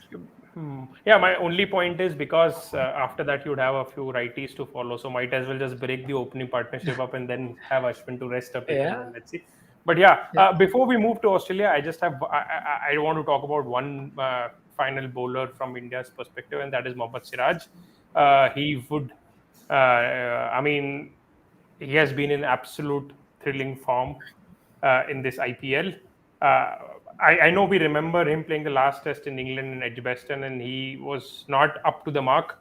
But since then, he has he's shown that his in swing has come back, which is good for him because that made him a very good bowler to left-handers. And the two dismissals that we see of Cam Green, if I remember them correctly, he caught him on the crease LBW. So that is one sort of way of dismissing Cam Green that Siraj identified in that series. There is another stat of him that I would just like to bring upon, that unlike Cummins and Hazlewood and the other greats, he is the other way around. He loves bowling to lefties. And Australia will have 4 lefties in the top 7. Yeah, 4 lefties in the top 7. So how big a test this is for Siraj, and what do you guys think about him leading up to this? Yeah, I think he is your next. I'll just add one thing, and then of course you can take on Bajaj. I feel Siraj, this is the time for Siraj to move into that senior role in terms of what next after Shami Bumrah. So this is the test for him to lead the pack, and no better time again. Of a lot of people who have been part of this discussion, this is a repeated line that I'm saying. It's about the zone that the player is in. This has been a much better zone from Siraj in terms of his ODI exploits. If you go to the Zimbabwe game that we had, you go to the IPL, he's bettered as compared to what we saw last of him in this format.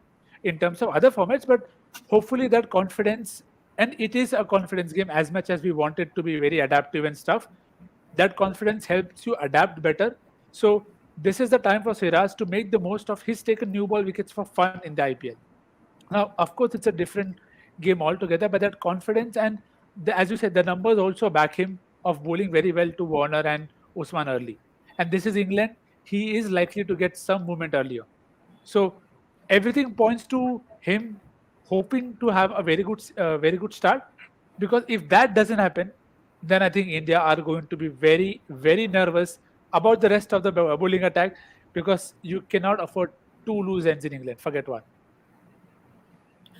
Yeah, adding on to what Nikhil's been saying, I think one major change that has happened, because there was a time in between where you felt that maybe the Australia tour, or the series that happened versus England at home, and then the Lord's Test was just a flash in the pan for someone like a Siraj, because he's just, in between, bowling all over the place, and it seemed like that he had forgotten how to bowl the outswinger. But that England ODI series happened, and since then that outswinger to the right hander has come back, and that has made him potent once again.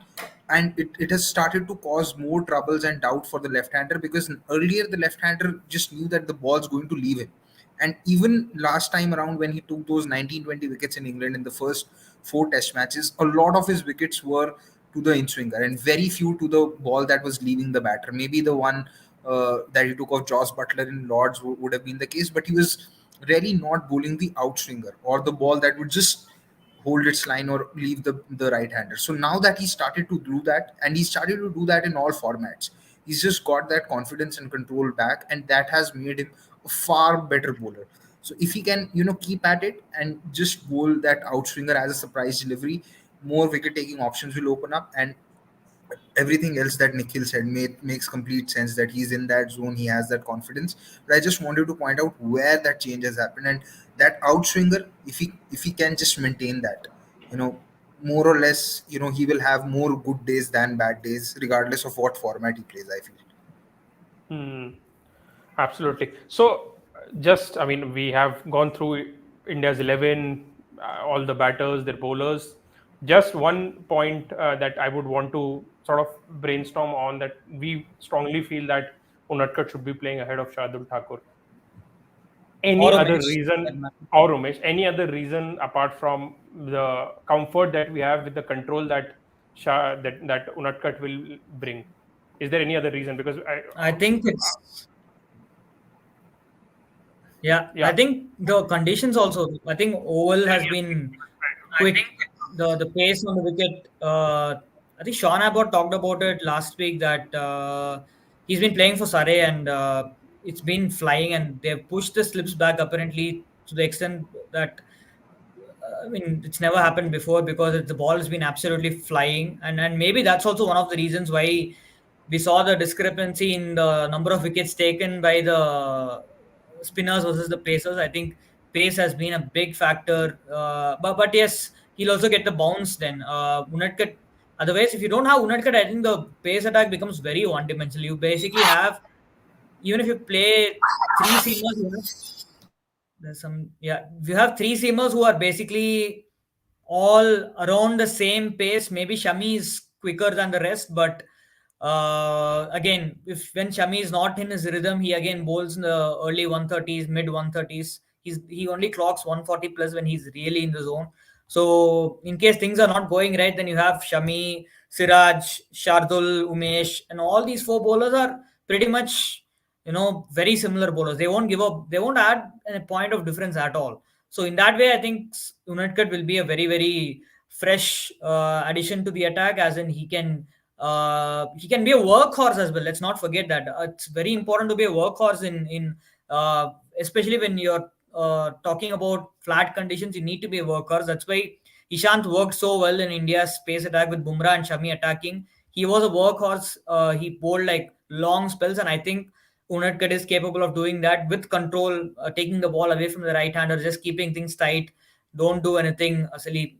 We know that Unadkat is not the kind of bowler who will get a lot of swing into the right hander, but he can always, bowl the odd bouncer. He can maybe get one to, a right hander to glove the ball through the of his hips or something. He can do that. So, I mean, and also not to forget his batting as well. It's quite valuable when you consider what Umesh, Siraj, Shami bring to the table versus what Unadkat brings, and even Shardul Alat. Shardul is not reliable batter, even though he's either 50 or zero. You can't bank on him to score 25 every match. But I think Unadkat probably adds more stability that way. So if you factor in everything, I think it's a no-brainer to go with Unadkat. The one caveat is his fitness. Has he recovered? Is he 100% fit? After what happened in the IPL, I'm not sure. So if he's not fit, then I won't pick him. But if he is fit, then sure. Yeah, adding on from where Anirudh left, the other thing about the pace has been that even Umesh has looked like someone who's lost pace. You saw him bowl in that fourth Test match at Ahmedabad, and you saw him bowl in the IPL. There were hardly any 140 plus deliveries from Umesh Yadav, and I just felt that he was lacking rhythm. I don't know if it's become because he's aging, because he doesn't look 34, but he's also 34. So there's that, and then the one thing that impressed me with Unadkat the most was the bounce he was able to extract de- of of pitches in Bangladesh. Like, if he can extract bounce from those pitches, then he can certainly extract bounce of pitches in England. And he's bringing in a quality, or bringing in an attribute into the bowling attack which India have never had in the last 10 years in their test match bowling attack since Zahir Khan retired. He can also, I was watching a few domestic games. He's also someone who operates very well when he comes around the wicket to the right hander, and that is a very rare skill. And some left armers, when they try and come around the wicket to the right hander, they just naturally start spraying the ball down the leg side. Nadkar doesn't do that. So if he's able to control runs and control his lines in length with that angle, he can absolutely be the workhorse that what Anirudh was talking about, because you need that. You really need that. That is something that in India have moved past Ishan Sharma, but India have not been able to replace Ishan Sharma as yet. And you look at the test matches that they have lost, whether it's Cape Town, whether it's Johannesburg, or whether it's Edgbaston, they have missed an Ishan Sharma. So for me, Jaidev Unadkat should be a very serious contender to start in the 11 if he's fit. Yeah, so 13 years later, Unadkat is still Zahir Khan's replacement. But Guys, And if I'm not wrong, I think it was in an England tour for the A team that Unadkat took 7 for and kind of broke into the scene as a young 20 something year old. So again, another full circle moment if he that is something I don't remember, but I remember in 2007 when India toured England, India had Ranadev Bose in the squad. Yeah. And I think that was the only time he was in the squad, and after that he was nowhere to be seen. Yep. So, yeah, Baburao, we have talked about Unadkat Yes, over yes. Umesh. And with that, we'll move to the Australia leg of our preview. We are racing against time. We have 20 odd minutes to discuss Australia. So, first, let's dive in to the 11. And I think, like Gurkirat's and Nikhil's India 11 was the sanest. I think Anirudh's Australia 11, it just seems like the one which would be a good starting point. So if we can have that up, and then it will of course be followed by certain disagreements. So yeah, this is Anirudh's 11 from an Aussie lens. Bonner Quadra to open, Labuschagne at 3, Smith, Head, Green, Carey, Starc, Cummins, Nathan Lyon, and Scott Boland. Yeah. Yep. So I will begin with a point that Gurkirat made about picking, let's say he's not picked Starc in the 11. He's picked Hazlewood ahead of Mitchell Starc in the 11 that Anirudh has. Now, I would want to. This would be a good segue to bring up a stat which we have for Mitchell Starc. Where is it? Yeah, here it is. This is all the Indian batters against Mitchell Starc away from home. All of them are averaging insane amounts. Rohit Sharma and Gill have never been dismissed at all. Kohli averages 83. Pujara averages 197. So, yeah, Gurkirat, did you have these numbers in mind when you chose to exclude? Opine that Starc should not be in the 11 and Australia should go ahead and play all the three pacers, or did you have any other perspective? Yeah, so it was these numbers and his overall record versus India. If you look at his record versus all test playing nations, it's the worst versus India. I think he averages some 38, and his strike rate's also in the high 50s. So, and India have rarely been able to dominate him, regardless of where they've played, whether they've played at home or in Australia. And if Josh Hazlewood is fit, then I think he should play. for me, Scott Boland has to play, because if everyone's fit, then he should be that third seamer. But as of now, there's question mark over Josh Hazelwood's fitness. So if Josh Hazelwood is not fit, then Mitchell Starc plays, because I think for Australia the Ashes matters a lot more than the WTC. So if they have any doubts over his fitness, I think they'd probably not play him, and they'd want him to play in the first Ashes test, or the majority of the Ashes, rather than risking him in the WTC. So yeah, for me, it's that if everyone's fit and raring to go, I'll keep Mitchell Starc out. I'll play Scott Boland, uh, Pat Cummins, and Josh Hazelwood.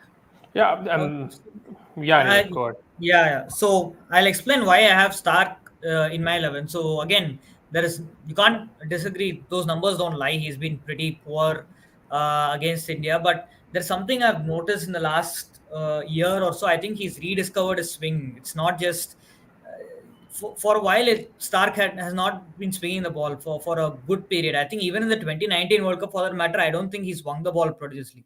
But I think there was a one game against Ireland in the T20 World Cup where he was like absolutely unplayable for like three overs or so before I think Tucker took him apart in the fourth over. That's fine. That doesn't matter. But he was swinging the ball so much into the right hander. You felt like you're witnessing this Stark for the first time in like 4 or 5 years. And we saw the same thing happen in that South Africa Test series as well. I think there was that ball he bowled to take his 300 Test wicket to Van der Dusen. It was like proper. If you say Stark, you think of a particular delivery, and I think he bowled that exact delivery against Van der Dusen in that ball. And I am 100% sure he has not bowled a ball like that in like probably at least 3 to 4 years in lead up to that. So, and even you saw the Wankhede ODI, the against India, where and also the what was the I forgot the venues. It was Wankhede, Chennai, and the second ODI where India got bowled out cheaply. Where was it? I forgot. It was Vizag. I was Vizag. on mute. Yes, Also, yes. just to add on, Gurkirat is always pretty good with venues. Yeah, yeah. just to add one more thing, uh, when Australia went to Pakistan, he was able to have good control over his reverse swing. So Yeah. there's also another that factor. Yeah, I Hmm. mean, I'm not sure how much it will reverse at the Oval, but uh, if you read McDonald's interview the other day, he said that Australia see this WTC as a fitting reward for all these players who have helped them reach the final in the last 2 years, and that is explicitly why they also mentioned that Scott Boland is likely to play over Hazelwood, because Boland has played a far bigger part in Australia reaching the WTC final than Hazelwood. But I think we can come to the Boland part later, which brings me to Stark, that if he's bowling, and again, his economy rate in the last 2.5 years has been far better than his economy rate in the 2 3 years preceding that. It's just over three, I guess.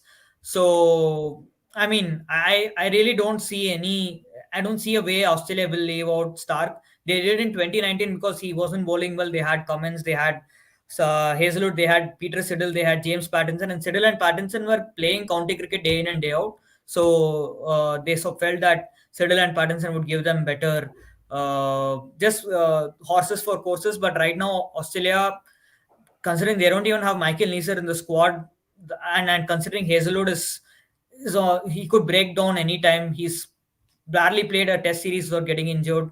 There's no way Australia will leave out Stark. So I would reward his form as well in Test cricket of late. He's also the most fresh bowler among all bowlers, by the way, across Australia and India. He's like been resting for the last 3 months, and he's been training for this alone for the last 2 3 months. So, and let's not forget his batting as well. He can easily give you 30 40 runs if the ball Let's is not swinging. let's not forget it's a knockout game. England left arm bowler swing conditions. Jai Mata Yeah. Di. Let's move on. And, Yeah. and let's not forget he's a left-hander. So yeah, Yeah, yeah. and I mean, all these numbers are fine, but again, I feel that if you leave Stark out, you don't want to die in that what if hill if you're Australia. Oh my God, what if we had a left-hander? What if it swung? What if this that? You might rather lose. I think Australia would rather lose with Stark than lose without Stark. Yeah. Let me just put And that. both Ashwin and Lyon would want Stark to play. Yeah. Yeah, I'm I mean, sure. and one of the surprising factors, I mean, we will move from Starc. A lot of us and even the Australia team have given indication that they will pick Hazelwood ahead of Boland. Sorry, I the just, other way around. Boland ahead of Hazelwood. I think that's the yeah, report. other way around. Yeah, Boland ahead of Hazelwood. These are some numbers. Hazelwood has done really well against a lot of Indian batters except Virat Kohli, because I think none of the Australian bowlers have done well against him except one. We'll come to him. On numbers, do you guys think it's a tad harsh on Hazelwood, or is it just the price you pay for prioritizing white ball cricket? No. I think it's also how Scott Boland started, right? From what you saw from Scott Boland in the Ashes, he was getting the zip, the bounce, and he was bowling the lengths that troubled a lot of batters. And when you have somebody, you are see it's far fair to reward him for that consistency. So in that sense, as Anirudh said, they have explicitly mentioned that there you have to reward why you got to the final in the first place. And Scott Boland was a major part of, and he took wickets in bunches. You don't often see that with a lot of pacers these days, that they're taking wickets continuously in bunches. So it tells you that he's probably in the best zone that he's been in terms of the bowler. So Josh may have again historical edge, but the recent form, the fitness, and as you said, Ashes is paramount. So they will not want to risk a Josh Hazelwood over a Scott Boland for this one-off game. So in terms of that, I think it's a fair price to pay, because I'd rather have him play the Ashes than the WTC. Yeah, so yeah, I mean, we still have 63 people watching us, so I want to see at least 63 likes on this videos, guys. Please just Yeah, please. hit that like button. If you subscribe to the channel, if you have not done that already, and do share Yeah. the word. We will be doing such shows for entire WTC and post that as well.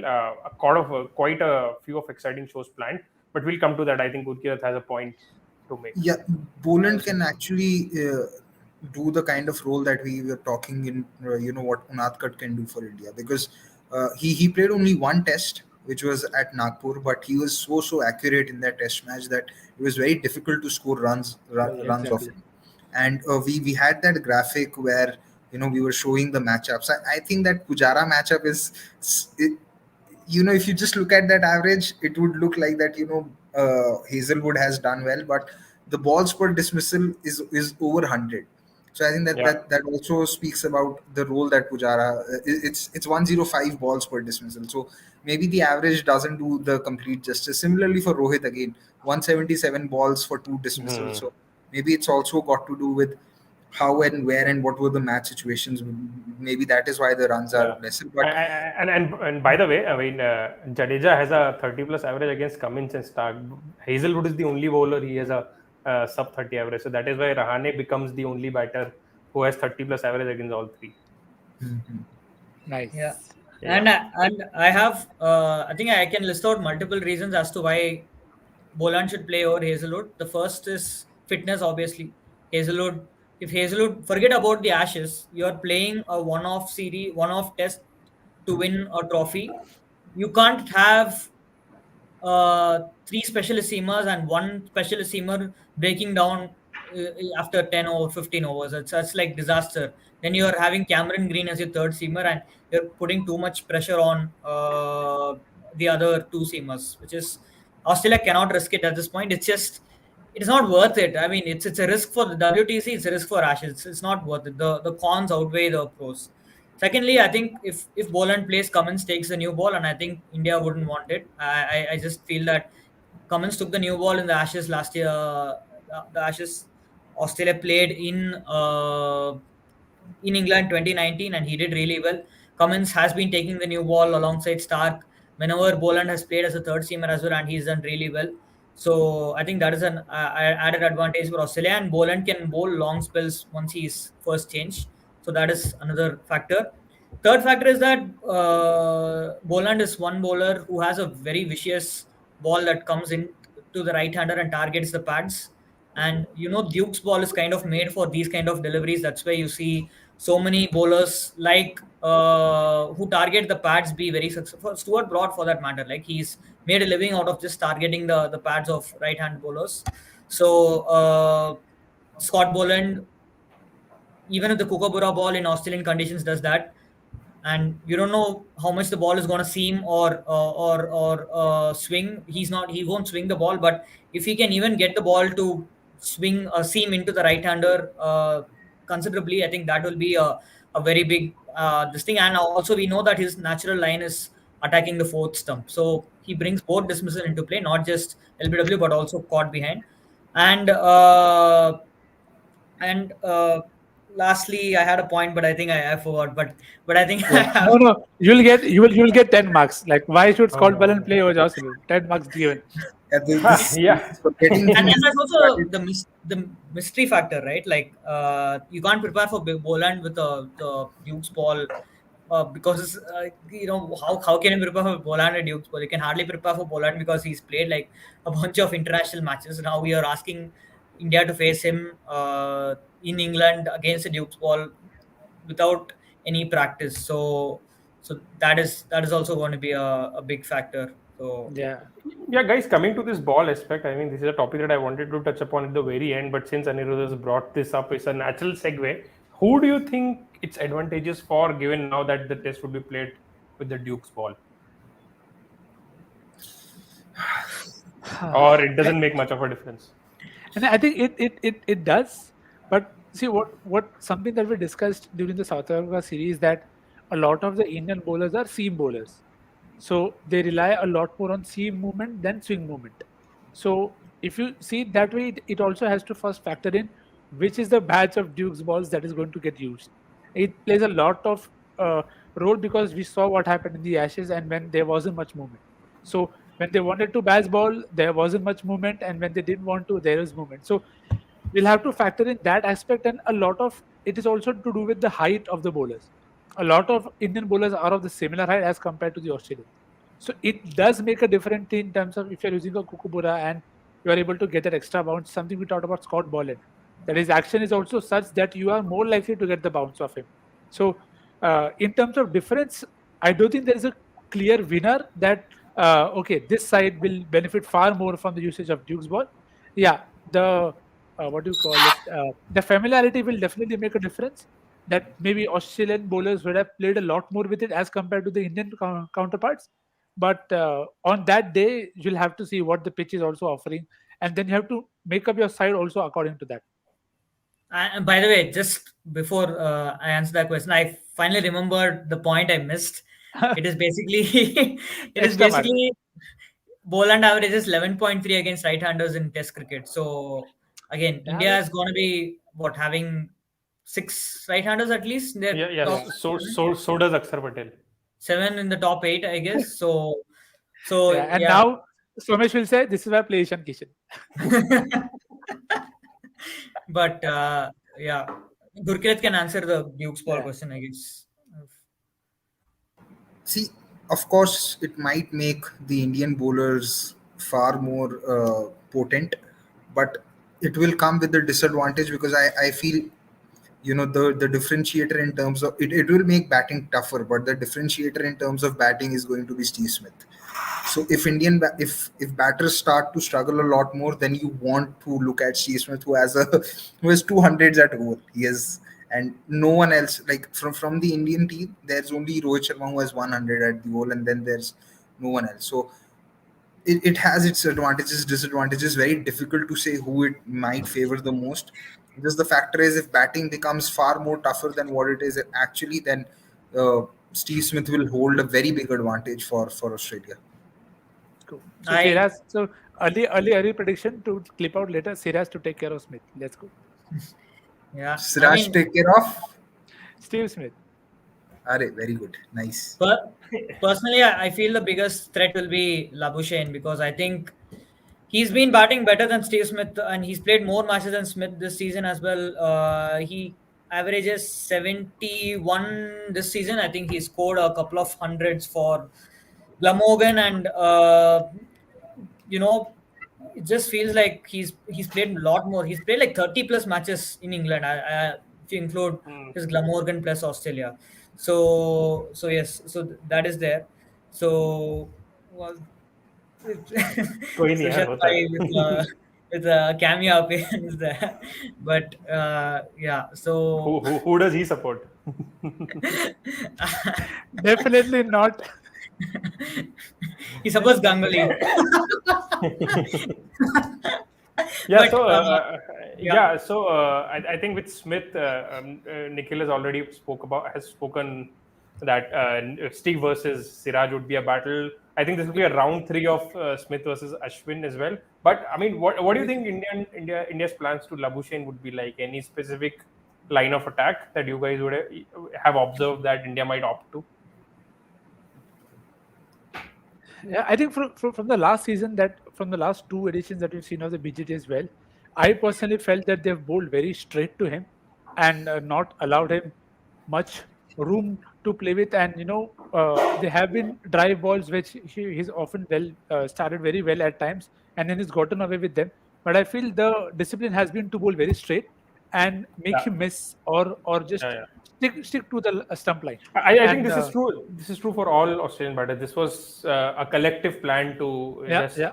dry up the offside. And do you think India would persist with that? They have no reason to not do that, right? Yeah, I think you'll just want to see that the risk with that plan in conditions like England is, if you lose the line, you could eventually end up conceding a lot of runs, which is not always the case elsewhere. So you could plan differently as per venues, but at the Oval, if it's a quick outfield and you are seeing runs being scored, then you want disciplined bowling to take care of that pressure, and which is why it goes back to the circle of wanting to play Ashwin over Shardul or Umesh, because you want to stick to that line, and which is why Shami, Siraj, everybody comes into play, because that's what they love to do. They love to Hmm. hit the stumps and maintain that discipline. So, of course, Ashwin will be critical, but if India are bowling both of, like it happened in the BGT, if Ashwin comes on bowling to those two, we'll have a lot of fun watching that contest. Perfect. Before we wrap up, I just have one last player to discuss, which I feel will be the even bigger threat for India than Smith and Labuschagne. And everyone watching, just beware, the graphic that is going to come up is not made for kids. It can actually scare you, which is Cummins versus the Indian batters away from home. Look at these averages. Kohli averages 20.5, Rohit under 30, Gill 19.7, Pujara absolutely nothing. Jadeja, but not big of a sample size. Rahane is only saving grace there. Guys, talk to me here. What do you think? How do you think India can neutralize the Cummins factor? Because essentially, uh, Cummins pretty much stands between India and the WTC maze, in my opinion. Yeah. I think from a very non-serious angle, he was my first option for fantasy captain. That Cummins and Jadeja are my default options. Again, just rightly pointed out in terms of the options that they bring to the table, and he is very good. The Duke's ball, the Indian batting, and the form that some of the batters are, it makes it even more potent. Which is why I feel the role of Rohit and Gill will be massively important, because if they are able to play out early spells, then it could make Australia think something else. If you get out, and if there are phases where India are giving away wickets easily, then you will see Pat Cummins coming back very regularly. But if you are able to tire the bowling attack, and again, it is a very underrated thing that we don't talk about, that you need to spend time at the wicket, tire the bowling as well. We have to remember Australia are playing a lot of test matches starting from WTC into the Ashes. So they will be very careful on usage of their bowling. So if you are able to make them spend a lot of time at the wicket, it will change their plans, and it could result in more, uh, I don't know, decent sessions or less threatening sessions for you, because otherwise there is nothing that a side has that can openly tell you that, okay, do this versus Pat and it will work for you. So it is Yeah, going to take a good amount of skill. I just want to go back to that graphic once again. Uh, that is there. So see, when I look at batters versus Pat Cummins, I'm not looking at the runs that they have scored, because I know that he's so accurate that you don't get enough run scoring opportunities. I mean, if you look at those hard numbers, Pujara's average of 17 looks very poor, but he's played 500 balls for those 7 dismissals, and him playing out Pat Cummins on on that second day morning of that Melbourne Test was so crucial, because he got out to Pat Cummins in the last over of his spell, right? Similarly, when Gill were when India were playing in the third test in that same series at Sydney. Gill played out the entire 7 over spell of Pat Cummins, and he ensured. I don't know if it happened by design or it happened by default, but Gill played out the entire spell, the 7 over spell of Pat Cummins, and Rohit did not get to face a ball of Pat Cummins. So when it comes to judging batters versus Pat Cummins, I'm not even looking at the number of runs. I'm only looking at the dismissals, because he doesn't give you those opportunities, and sometimes he's actually bowling like a bowling machine. He'll keep landing it at the same spot, and he'll keep playing on your patience. So Pujara, despite probably the lowest average amongst these six, is the most important batter when it comes to neutralizing Pat Cummins, because it is what it is. Runs, it's very rare for him to give you loose deliveries. He doesn't give it. So you need someone who can just be there as a rock and just keeps on defending. Because one thing that I've come to admire a lot about Pat Cummins is that, unlike other fast bowlers who do slip up in terms of their intensity or lines and lengths, Cummins will not give you anything. He just is so accurate. He can just bowl that fourth stump channel day in and day out and not get tired of it. Just a proper machine in that way. And I feel I really wouldn't read too much into his Border Gavaskar Trophy performance, because I think A, he was dealing with a lot of personal stuff, and B, I think he himself admitted to being burnt out because he had played too much cricket in lead up to it. They had played in Pakistan, Sri Lanka, I mean, non-stop World Cup. It was like one after the other. And now if you see, since Feb, I think he's had a good 3 months rest. I think he didn't play the IPL, he didn't play the ODIs against India as well, I guess. So he's had like almost like 2-3 months off. And if you look at what he's done away outside the subcontinent in the last couple of years, or even for the last 4 years for that matter, it's just incredible. And I think he was actually even very good in that South Africa series as well. All Australian bowlers were good, but again, Cummins was just providing that uh, partnership breaking spells slash wickets which broke the game open. And yeah, if that's why I said, if Cummins can take the new ball and get one of Rohit or Gill or even both early, that will just open the game up for Australia. Then you have a middle order that's really not that really has not got as many runs as it would have liked in the last 2.5 years. So Cummins will be key. And before we wrap up, not just Cummins, I wanted to discuss one more thing, which is something that could be a deciding factor is the slip cordon, who takes their catches, who holds on to chances, because it doesn't matter if you create like 50, 60 chances if you're not going to take them. Because I remember in that Melbourne test that Gurkes was referring to, I think Cummins got almost, he got the edge of Shubman Gill in that evening itself, that evening when Starc took the wicket of Mayank Agarwal and one more batter who I don't remember, but I think the catch was put down by Labuschagne and Gill went on to score a 40 odd after that. So if Labuschagne had held on to that chance, you never know what would have happened. So Yeah, even Rahane was dropped. yeah, At Rahane was gully, at gully or third slip. Yeah, At gully slips. yeah, head.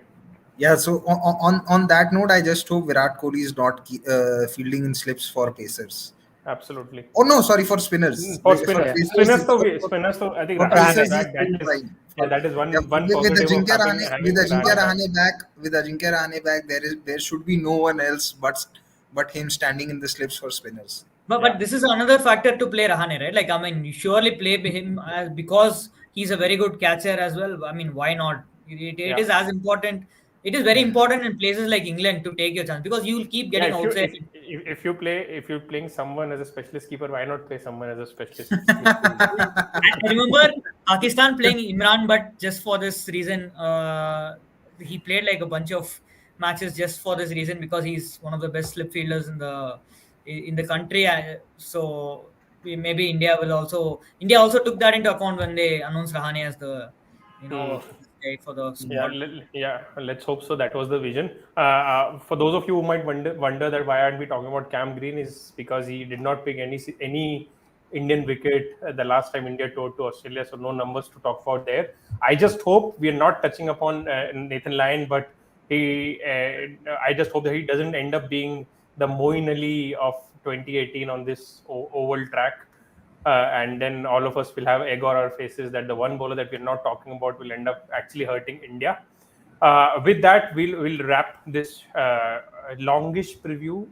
I think with watch alongs we have been used to 4 hour shows. This is just the half the time. Yeah, But yeah, it's very funny. It's very funny. 2 hours or 3 hours before the show, I messaged Nikhil कि भाई 2 घंटे बाद क्या करेंगे?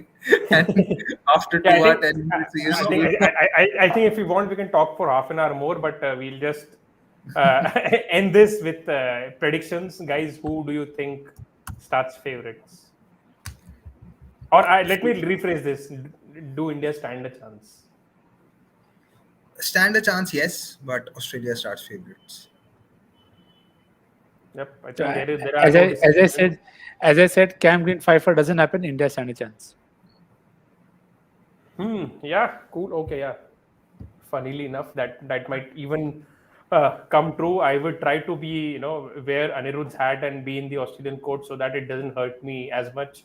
Because at this point of time, I don't care about anything else but away tests, and that will be the actual test of my emotions. Because Avnish backstage really wants to see me, showing off some emotions, but that only happens when there are away tests. So let's see. I hope India can somehow find a way to win this, because there have been a lot of times when India have not India have start favorites, but yet not gone on to win. So maybe the tide turns towards India this time around, and all of us are sort of, at least the three of us except Anirudh, are This slightly feels more like cheerful. the matchup feels like the kind of discussion we are having feels like very similar to the preview before the India-England T20 World Cup semi-finals, I guess, last year. Just saying the Just build-up reminds me of that. I'm not saying the result will be same, but the build-up reminds me because their two teams are very evenly matched, and it feels like just one thing. Regardless of which team wins, they'll be the first team to be holding or to have won all major trophies, whether it's the World Cup, the T20 World Yeah. Cup, the Champions Champions Trophy. Trophy. the So Yeah. Just I would like to take this comment as a parting gesture. Pranav Anand Singh, rephrase it. Pranav Anand, who is our most educated viewer, were GT more favorites in the IPL final than Australia are in the WTC final? True. CSK won, then hopefully India wins here. But the difference here is that longer the format, the higher the chances of the favorite to actually come out on top. With that note, we'll just end the show. Thank you, Gurkirat, Nikhil, Anirudh, for making time and discussing this with us. Thanks for all of those who tuned in, who were here with us from start to the very end, and thanks to those as well who dropped off after the India discussion is done. It's pretty obvious. I probably would have done the same. But yeah, I mean, nevertheless, if you've not liked the video, please do it now. Subscribe to our channel, spread the word with your friends. We will be bringing a lot more exciting shows like this for WTC throughout every day, and then Ashes, World Cup, so on and so forth. Cricket never stops, guys. Good night. Cheers. Thank you. Bye bye.